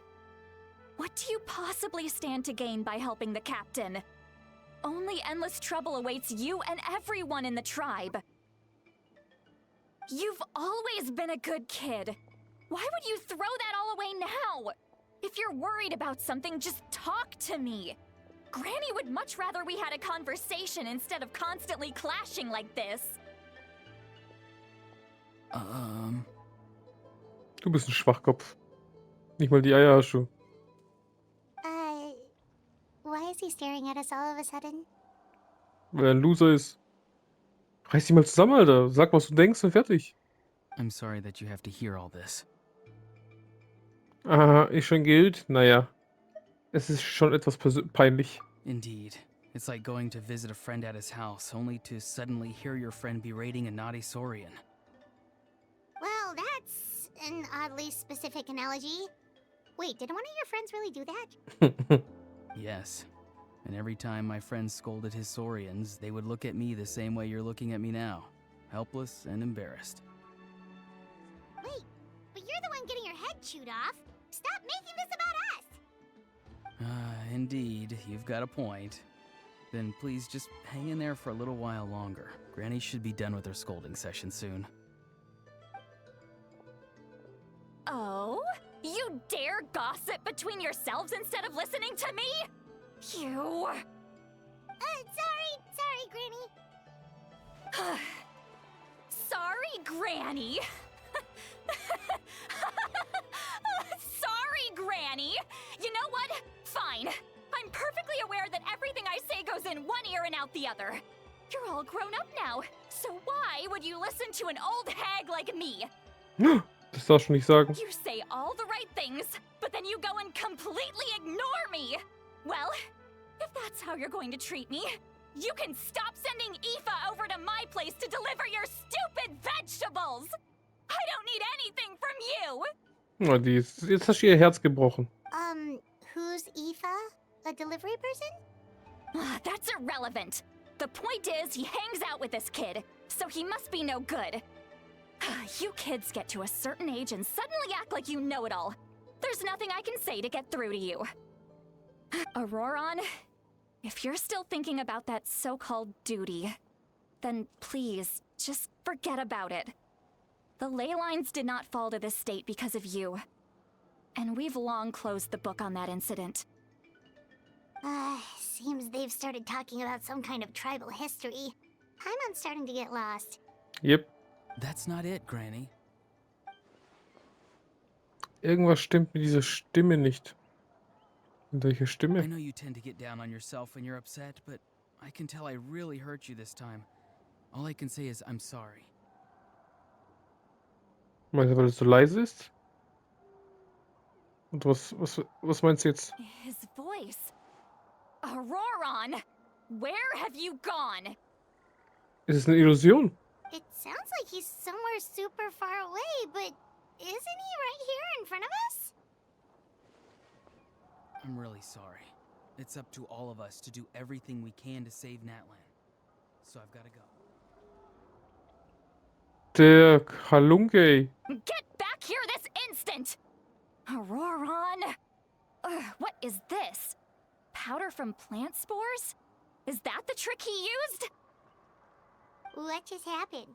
How was he able to suddenly get so far away like that?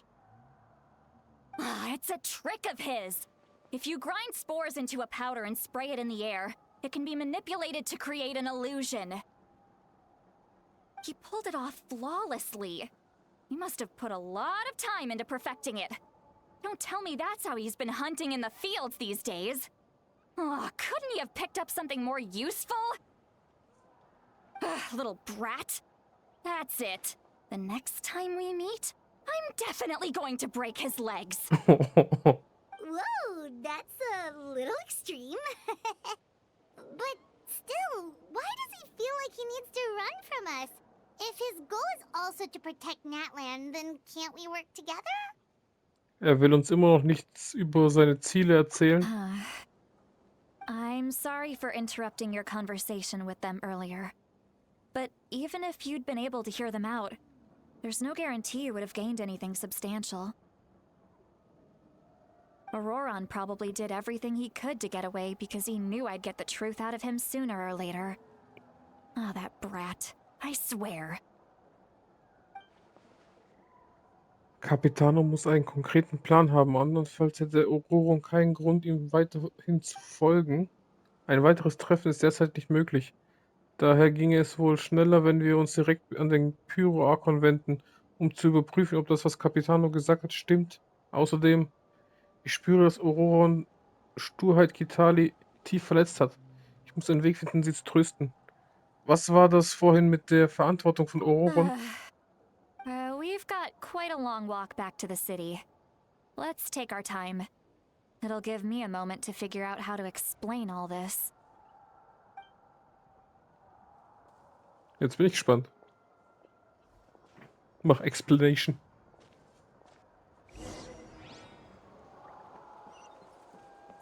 Yeah! Skyward! Scatter!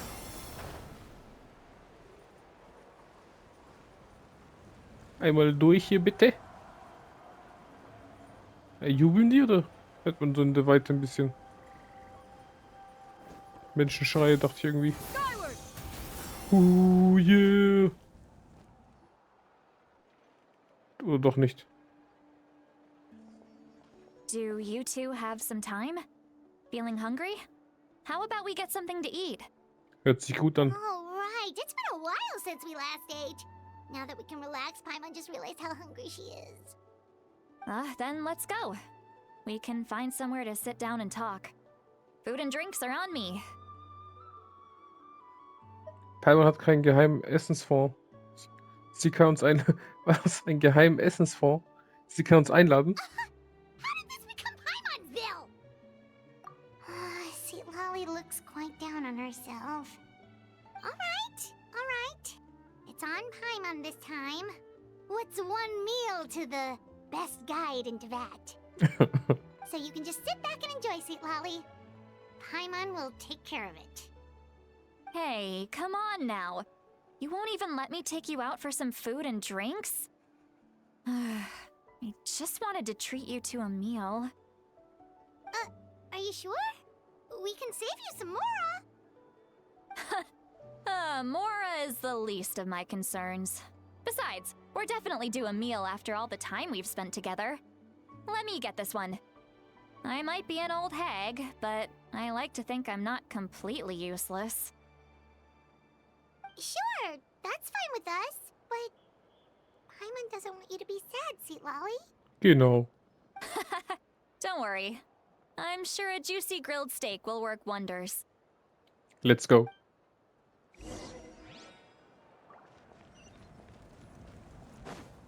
Yeah. Scatter. Scatter.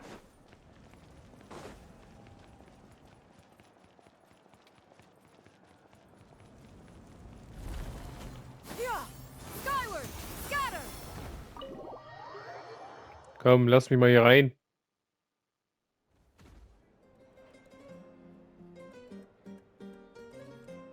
Ihr geht zu dritt in eine Taverne und sucht euch einen ruhigen Platz zum Sitzen.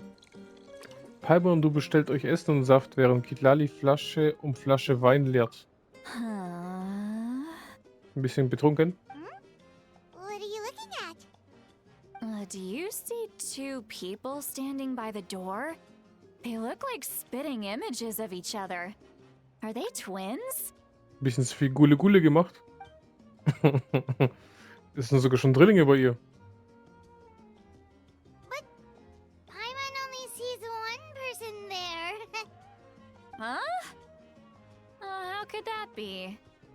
I guess my mind isn't as sharp as it used to be. Give me another bottle, boss! Do you think she's drunk? Würde mich wundern, wenn nicht. There you go, miss.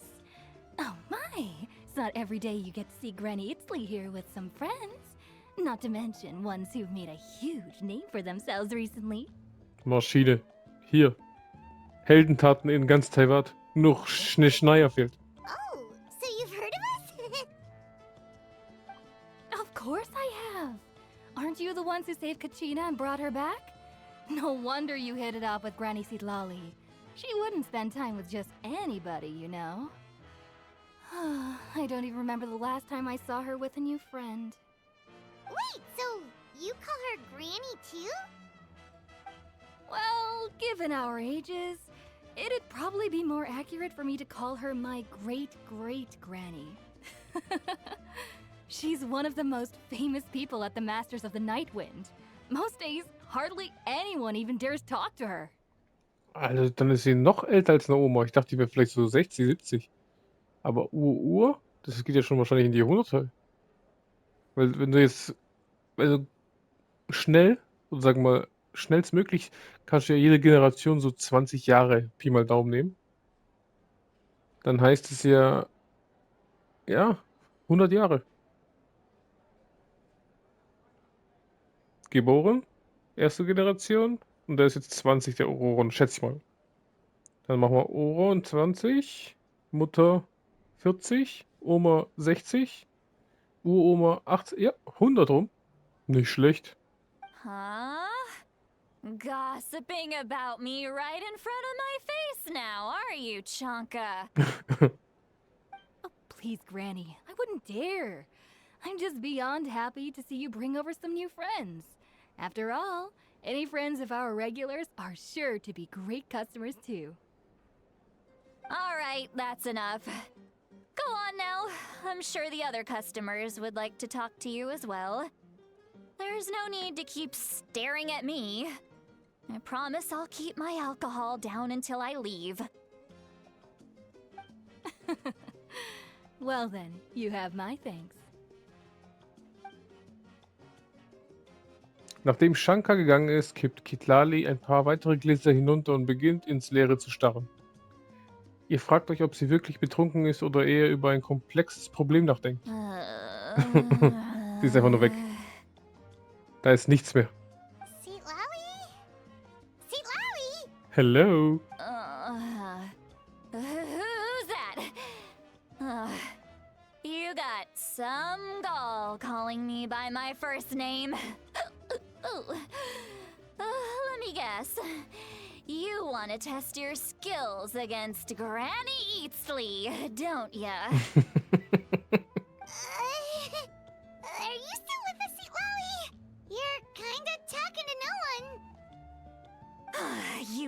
chumps come around here, picking fights with me, well, you know what happens next. You lose, and then run off home to tell everyone about how I'm this big scary bully. It's always the same story. You brats start it, I finish it, and then I end up with the reputation of being some kind of terrible monster among the shamans. Oh, die Arme. Sie ist einfach nur einsam. I mean, come on. Monster? Me? Really? What did I do to deserve that? Granny Lolly, you're not a monster at all. Exactly. And while we're at it, I'm not some lazy slacker either. Between meditation, advising the chief, and speaking with the Wyab, I actually have a pretty packed schedule, you know. Ich find's geil, wie der unten rechts in der Ecke der Typ einfach sie anschaut. Und so, Was labert die schon wieder? Ist schon wieder besoffen. Oh yeah. And I have to mentor all the new kids. Hey, new kid. Yeah, you. Ich bin dann wohl das neue Kind. Don't play dumb. Didn't I teach you how to find Phlogiston? You see? I know my stuff. I'm a good teacher. You tell him. Du bist eine sehr gute Lehrerin. Vielen Dank für alles, was du mir beigebracht hast, Frau Zitlali. That's more like it. About dang time someone showed me a little respect. Yeah, Granny's a hard worker, all right. You can always rely on old Granny. Jetzt kippt sie gleich um.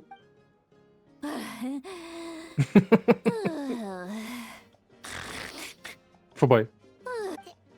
Did she just fall asleep with her eyes open? Oh, jeez. Bisschen Monster, Behind this pitch black curtain, a chapter of hatred reveals itself. Behind the smoke, the lingering smoke. Ah, she's meditating again. She does this whenever she's had a few too many drinks. Her mind's actually racing at this point. It's quite the opposite of sleep. Der da hinten, der schaut immer noch. Der komische Kauz da hinten. Is this another specialty of the Masters of the Nightwind?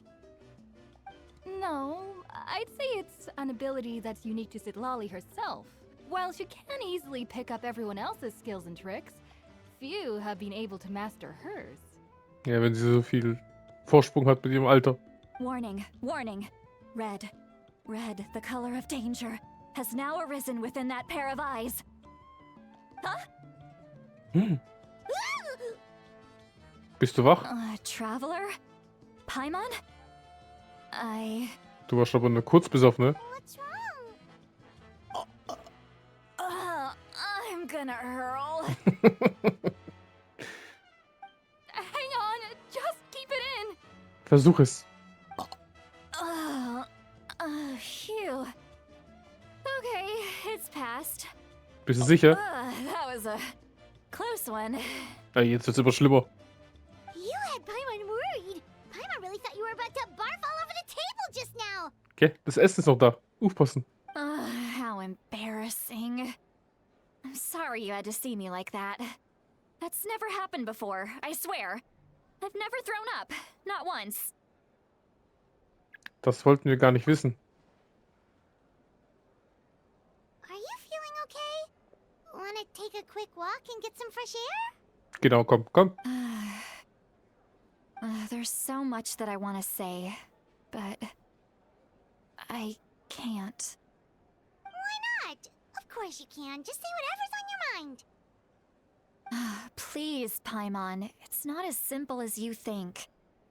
We've only known each other for a few days, right? What would you think of me if I were to start dumping all of my complaints on you after we've only just met? Hast du das schon gerade gemacht? Oh, Paimon gets it. You're hoping that we wouldn't think less of you no matter what you're about to say. No, that wasn't my point at all. Seriously, don't you youngsters know anything about shame? I'm talking about shame. I've lived all these years and still can't get rid of it. Surely, you know the feeling too? Actually, about that. Paimon gar nicht, hä? Sollten wir es jetzt erzählen? Huh? Tell me what? Yeah, this is as good a time as any. Der blöde Typ da hinten schaut immer noch so. Was machen die? Kotzt die gleich? Macht sie's? Nein, vielleicht. Gut, Citlali. Hör aufmerksam zu und versuch dich nicht zu sehr aufzuregen. Du beschreibst die Ereignisse bei der Rettung Ororons so objektiv und neutral wie möglich. Von dem Tag, als Citlali einen Teil ihrer Sinne über einen Zauberspruch mit euch geteilt hat, sodass ihr vorübergehend ihre Gedanken hören konntet. Jetzt wird's noch peiliger, hä? So, you heard my... It's okay, Sweet Lolly. You had every right to complain about those things. I can't take it anymore! Why do these things happen to me? Hearing me mumble under my breath is one thing, but hearing what I mumble in my own head? That's too much. It's just like when you're rolling on the floor in your pajamas, but you forget to lock the door, and someone bursts in to deliver cabbages and sees the whole thing. Oh, ist es passiert? So spezifisch irgendwie. So that, happens to you a lot. It happens to people in general, okay? Doesn't matter if you're 200 years old or 1,000 years old. Everyone rolls around in their pajamas sometimes. I was just picking something generic. Nicht wirklich, also ich trage kein Pyjama, noch nie getragen. Mag ich nicht. Eigentlich, wenn du so denkst, ich habe es noch nie getragen, woher weißt du denn, dass ich es nicht mag? Gute Frage. Geht es dir gut? Du siehst niedergeschlagen aus. Take a walk with me. I have things to share with you. Jetzt hat sie wieder die toten Augen. Looks like she's completely given up. Like those criminals who just confess everything and accept their fate. Wir sollten ihr folgen. Nicht, dass sie etwas tut, das sie später bereuen könnte. Immer Toki-Toki machen. Ich bin schon unterwegs. Komm, mach Toki-Toki. Gehen wir hoch auf ein Dach, oder wie?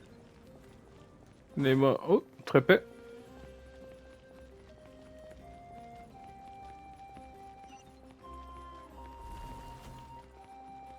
Ui. Skyward! Scatter! Well, great view, right? I love coming here by myself. Oh. Das ist ein geiles Bild. Das nehmen wir doch als Thumbnail. So, weiter geht's. Wow, it's beautiful. Danke, dass du uns hierher gebracht hast. You're making me want to cry. Oh no, what do we do? Please don't cry. I was an expression, okay? A figure of speech. I'm just... embarrassed. Here you are thanking me. Even after you helped me all this time. Let's just have a casual conversation. It's easiest that way. Really? You don't seem like the kind of person who keeps things casual. Well, I guess I used to be more of a stickler for the rules. And you're right, I don't usually open up to the people of my tribe like this. I'm just an eccentric old hag to them. That story's been passed down so long, it might as well be true. Die Arme, sie ist einfach nur einsam. Wahrscheinlich war der Ororon sowas wie echt ihr Enkel. Immer mit ihr, gerne mit ihr. Jetzt fühlt sie sich verraten. Der Ororon, ich würde ihm auch eine klatschen, also. Der macht mich ein bisschen wütend. Ihr hättet es sagen können, der Kitlali.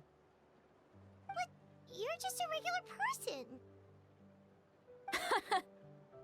The kids of my tribe would have a heart attack if they heard you say that.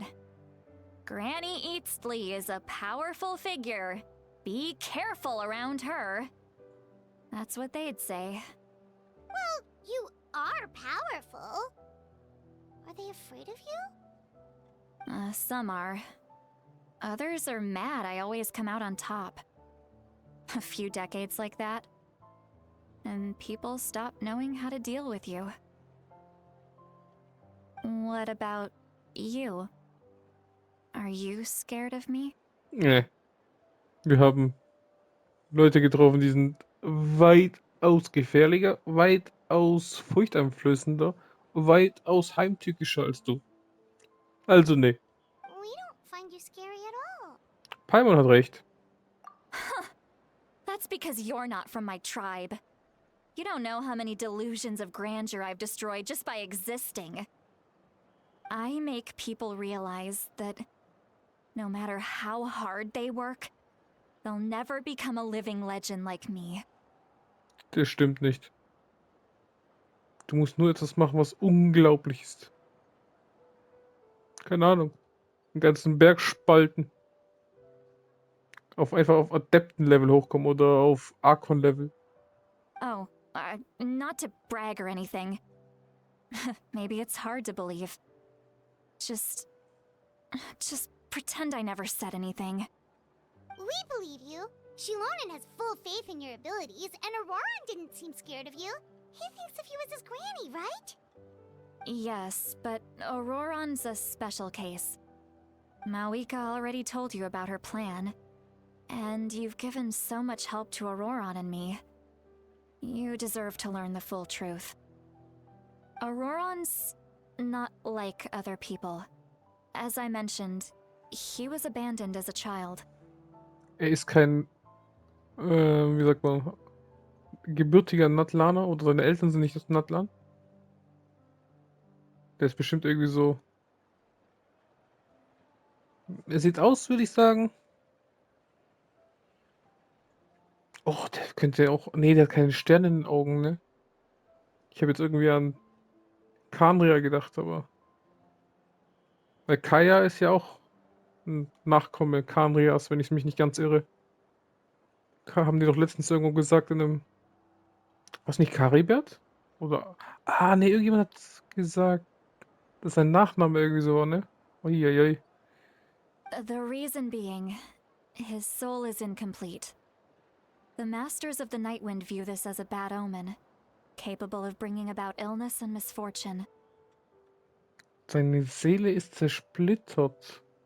Ah, deswegen haben wir unten in dem vielleicht sein wahres Ich gesehen, sein komplettes Ich. Selbstbewusster, stärker. No one knows who his parents were. He was just left on a rock in the wilderness. It's a miracle he wasn't devoured by some wild beast. Huh. The Masters of the Nightwind believe they can see human souls. And in Ororon's incomplete soul, they saw a possibility for Natlan. A possibility to turn Ororon into a vessel for lost souls. Oh nee. The ceremony would allow lost souls to gather within him. Ororon would then be sent to the Night Kingdom to return the souls to their rightful place, strengthening the ley lines and completing the ceremony. Wait, that doesn't sound right. Eine lebende Person ins Königreich der Nacht schicken. Now you see the problem. When damage occurs to the Night Kingdom, the souls held within disperse and remain adrift, unable to find a way back to the ley lines. This loss of souls damages the Night Kingdom even further. The ceremony can send back countless souls at once, which would benefit the Night Kingdom and the souls themselves. Of course, the vessel, Ororon, would be sacrificed in the process. Das ist scheiße. I wasn't surprised the chief at the time came up with the plan. The ley lines were already in a terrible state. A suitable candidate for the ceremony appears, and now you have the chance to make things better. Of course you're going to take it. When the chief asked for my opinion, I didn't give my approval, but I didn't object either. So they went ahead with the ceremony. It failed. and Ororon escaped with his life. Pathetic, isn't it? By not objecting, I basically gave them the go-ahead. Maybe they didn't have my explicit approval, but it's not like I did the right thing. If the ceremony was successful, Ororon would probably be dead. Und die hat mega Schuldgefühle, hä? Of course, in Die my Arme. tribe, death is rarely something to fear. But what kind of message would we be sending by sentencing a newborn to death? By using a human life as a tool? It's not right. So, when I learned the ceremony had failed, I was ashamed by my inaction, and absolutely relieved by the result. The plan was never a secret. Or, I guess I should say, there was no point to keeping it a secret. A simple investigation from Ororon would reveal everything. Everyone thought he would be happy he survived. And he never really said anything to the contrary. But just as I was about to put all of it behind me, he asks this question. Would Natlan have been saved if the ceremony succeeded? Und schon gefällt mir Ororon wieder. Der hat diese Einstellung von Hauptsache, oder wie sagt man, diese Superhelden-Einstellung, ne? Dieses sich aufopfern für the greater good, wie sagt man das auf Deutsch? Für das bessere Wohl, Gemeinwohl für alle. Wait, but it's not his fault. He knows that, but he still feels guilty. Ororon has a strong ability to perceive souls, more than any of us. He understands just how dire the situation with ley lines has become. Maybe he chose to work with the Fatui because he still thinks he owes a debt to Natlan. I can only imagine what they told him. Traveler, didn't the captain say he found a way to solve the crisis? Maybe that's what brought Ororon into this. Anyway, we can't just let things go on like this. We have to convince him to come back. Ja, das muss unser nächster Schritt sein. You don't look so good, Sweet Lolly. Maybe you should head back and get some sleep. Genau. Probably drank too much. It's okay. The fresh air is doing me good. Oh, jetzt kommt's. Okay. Forget that. I need to go home. I hit it a little too hard. Keine Sorge, du musst das alles nicht allein machen. You've helped me so much already. How do I even begin to thank you? Kein Ding. Wobei, wir haben eigentlich für dich fast nichts gemacht. Ororon hat ein bisschen gelogen. Wir haben dann ein bisschen gekämpft. Dann hast du nur noch geheult und gesoffen. Hey, we're friends, aren't we? Yep. Besides, you already said you owe us a favor, so you don't need to worry about us. Good point. Well, I'll go home and get some sleep. We can figure out our next move in the morning. Mach mal. Geh, schlaf dich aus. Friends. I like the sound of that. Schön. Ich glaube, sie wird einen Katalysator haben, sehr wahrscheinlich. Was war sie? Eis noch, ne? Ororon's probably back with the captain, don't you think? Ja, wir sollten dem Pyro-Arkon erzählen, was wir erfahren You haben. mean about the backup plan? Do you really believe what the captain told us? Sie sollte es so oder so wissen. Yeah, you're right. We should just go to her directly. But she's probably asleep. We can find her first thing in the morning. For now, let's go to bed. Hört sich gut an. Nice. Wohin der Rauch zieht. Das flackernde Licht entzieht. Das machen wir alles morgen. Weil das war jetzt ein längeres Stück vom Archon-Auftrag oder Arkon-Auftrag. Ich weiß nicht, warum ich immer Archon sag. Archon. Arkon-Auftrag. So spricht man es, glaube ich, aus. Da haben wir die Urgesteine abgeholt. Was haben wir hier Schönes? 9314, sehr schön. Versuchen wir das wieder hochzuklatschen auf knapp 90, wenn es klappt. Wer war nochmal im Banner?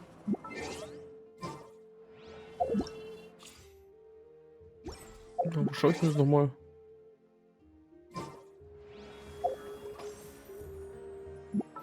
War es nicht Ankündigung? Wo steht denn das? Da. Könnt ihr jetzt nicht sehen. Ich will nur kurz den Banner anschauen, wenn ich ihn nochmal gleich finde. Was Aktion?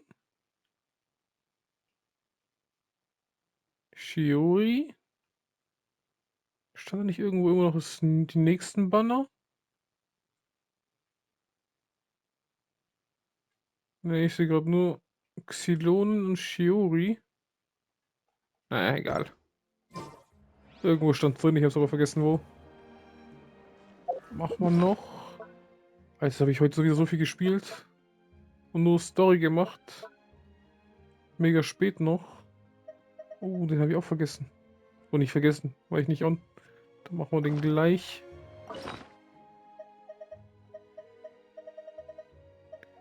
Dann machen wir den doch gleich. Noch ein bisschen davon. Da ein bisschen was. Oh, 13.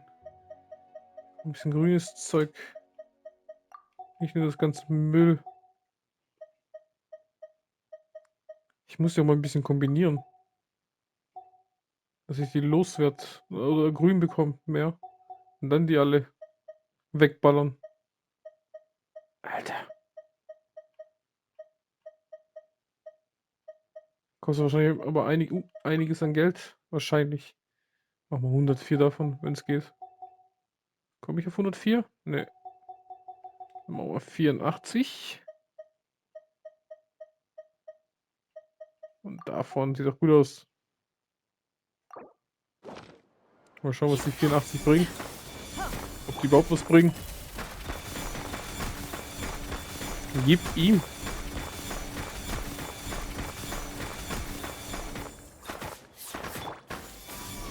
Oh, ja. Oh nee, nee. Katastrophe.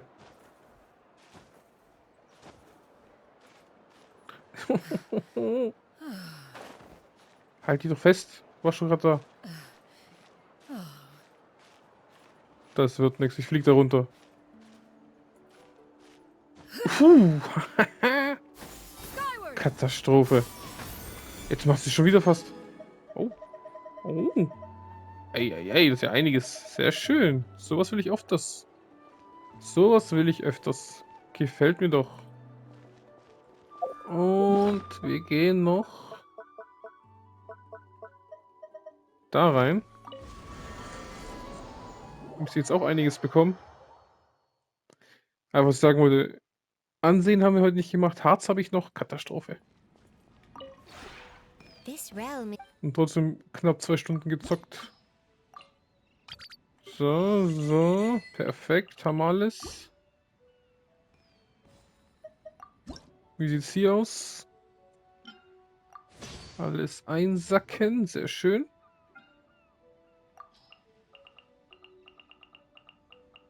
Haben wir irgendwas nicht bauen können? Oh ja. Was ist denn das für ein Holz? Pfirsichpalmenholz. Wo kann ich das finden? Ist eine gute Frage. 1, 2, 3, 4, 5. 6, hä? Ist jetzt wieder mehr dazugekommen? Sieht so aus. Ich war doch fast fertig eigentlich. Egal. Bauen wir doch alles. Da kennen wir doch nix.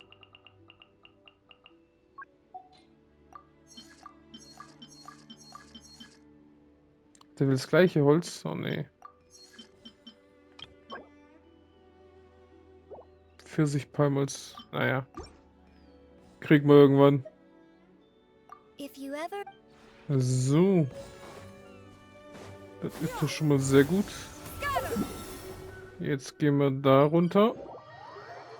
Holen unsere Blümchen ab.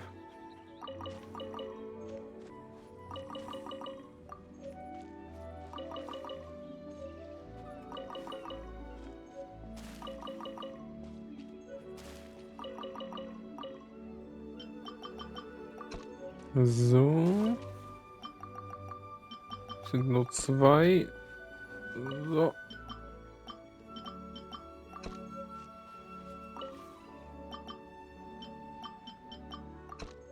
So.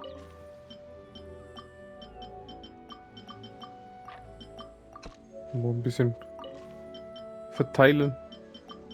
Von allen etwas. So. Das ist doch schön. Jetzt können wir wieder raus. Ich muss dann gucken, dass morgen vielleicht... Wobei... Kann ich ja nicht vorhersehen, wie lange der Arkon-Quest... Hey, ich sag immer Arkon-Quest... weitergeht. Deswegen... Wunderschön. Hoffen wir einfach mal, dass es morgen schnell geht. Ich mache auch schnell die 2. Da habe ich wenigstens ein bisschen was von der Woche erledigt. Muss ich nur einen Ofen finden, eine Schmiede.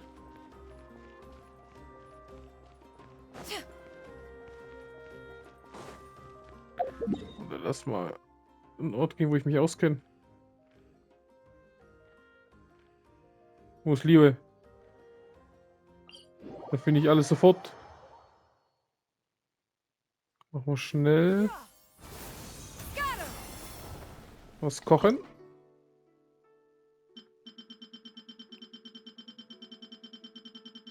Ja. Das sieht doch gut aus.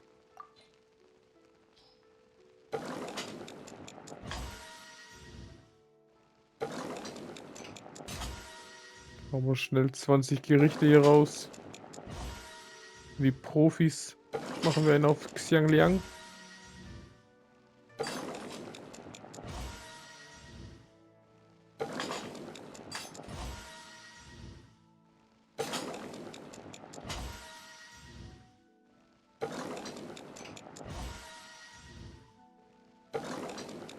Da haben wir gleich noch 3. Ja.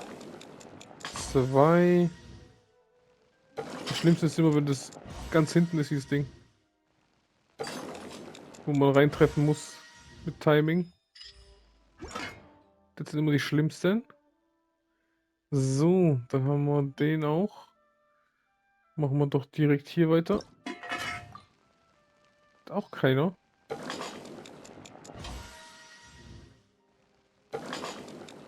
Wie viel waren es jetzt? 12 oder 13? Ja, machen wir 10. Oder machen wir es ganz voll. Ist ja egal. Weg ist weg. Und wie sagt man, erledigt ist erledigt.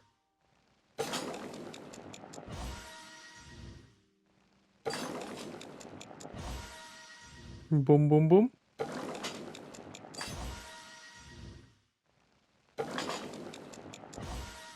Und schadet nicht, die ganzen Gerichte alle voll zu können. Wobei, ich glaube, ich habe schon alle Urgesteine. Das kann doch nicht sein. Ich habe schon so jetzt so gut wie... Wobei, jede Woche 1, 2 Gerichte nur voll gemacht. Und ich weiß gar nicht, wie viel man braucht für die Urgesteine. Aber das gab es, glaube ich, schon von Anfang an. Das kann ja gar nicht so viel sein. Seit das Spiel raus ist, gibt es ja schon. Ich glaube, es waren nicht so viele Gerichte damals. Es muss ja immer noch so viel gewesen sein, wie man früher sozusagen schon herstellen konnte. Naja. Die ganzen Gerichte perfekt zu können, ist auch nicht schlecht. Dann kann ich immer automatisches Kochen machen. Wenn ich das mal unbedingt brauche. Aber bis jetzt habe ich ja nicht wirklich gebraucht. Haben wir bis jetzt nicht wirklich gebraucht. 1, 2, 3, 4, da haben wir 20 Mal.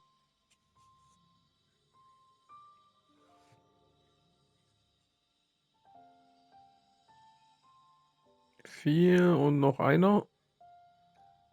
Perfekt. Perfekt, perfekt, perfekt. Ich bin begeistert. Dann haben wir das noch schnell erledigt. Und der Rest kriegen wir langsam irgendwie zusammen. Naja, kriegen wir schon irgendwie hin. So, Hauptsache erledigt. Über 10.000 hauen wir auf jeden Fall wieder hoch. Dass wir vielleicht nochmal 90, wie ich sagte, voll machen. Dass wir wieder eine sichere. Weil Shiori habe ich nicht so Bock, die gefällt mir auch nicht so. Und nochmal Geo-Charakter. Ja. Schwer. Ich brauche andere Charaktere. Vor allem 5 Sterne. Ich sage, was haben wir da? Figuren, Handbuch. Ne, oder? Da Figuren, das ist besser. Ne. Dann doch Figuren, Handbuch. Ach, vorhanden sein soll.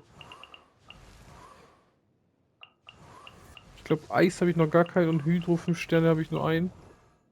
Dendro habe ich auch noch. Ne, Dendro habe ich noch gar keinen 5 Sterne. Dendro und Eis habe ich kein 5 Sterne. Da brauche ich mal was. Dendro, Eis. Der Rest sieht eigentlich ganz gut aus. Naja, kriegt man alles hin. Dann sage ich mal, danke fürs Zuschauen. Hier war Robi von der R&R Production. Das war Genshin Impact Part 234. Und wie immer, wenn ihr Bock habt, subscribt, kommentiert und liked. Und bis zum nächsten Mal. Bye bye und ciao.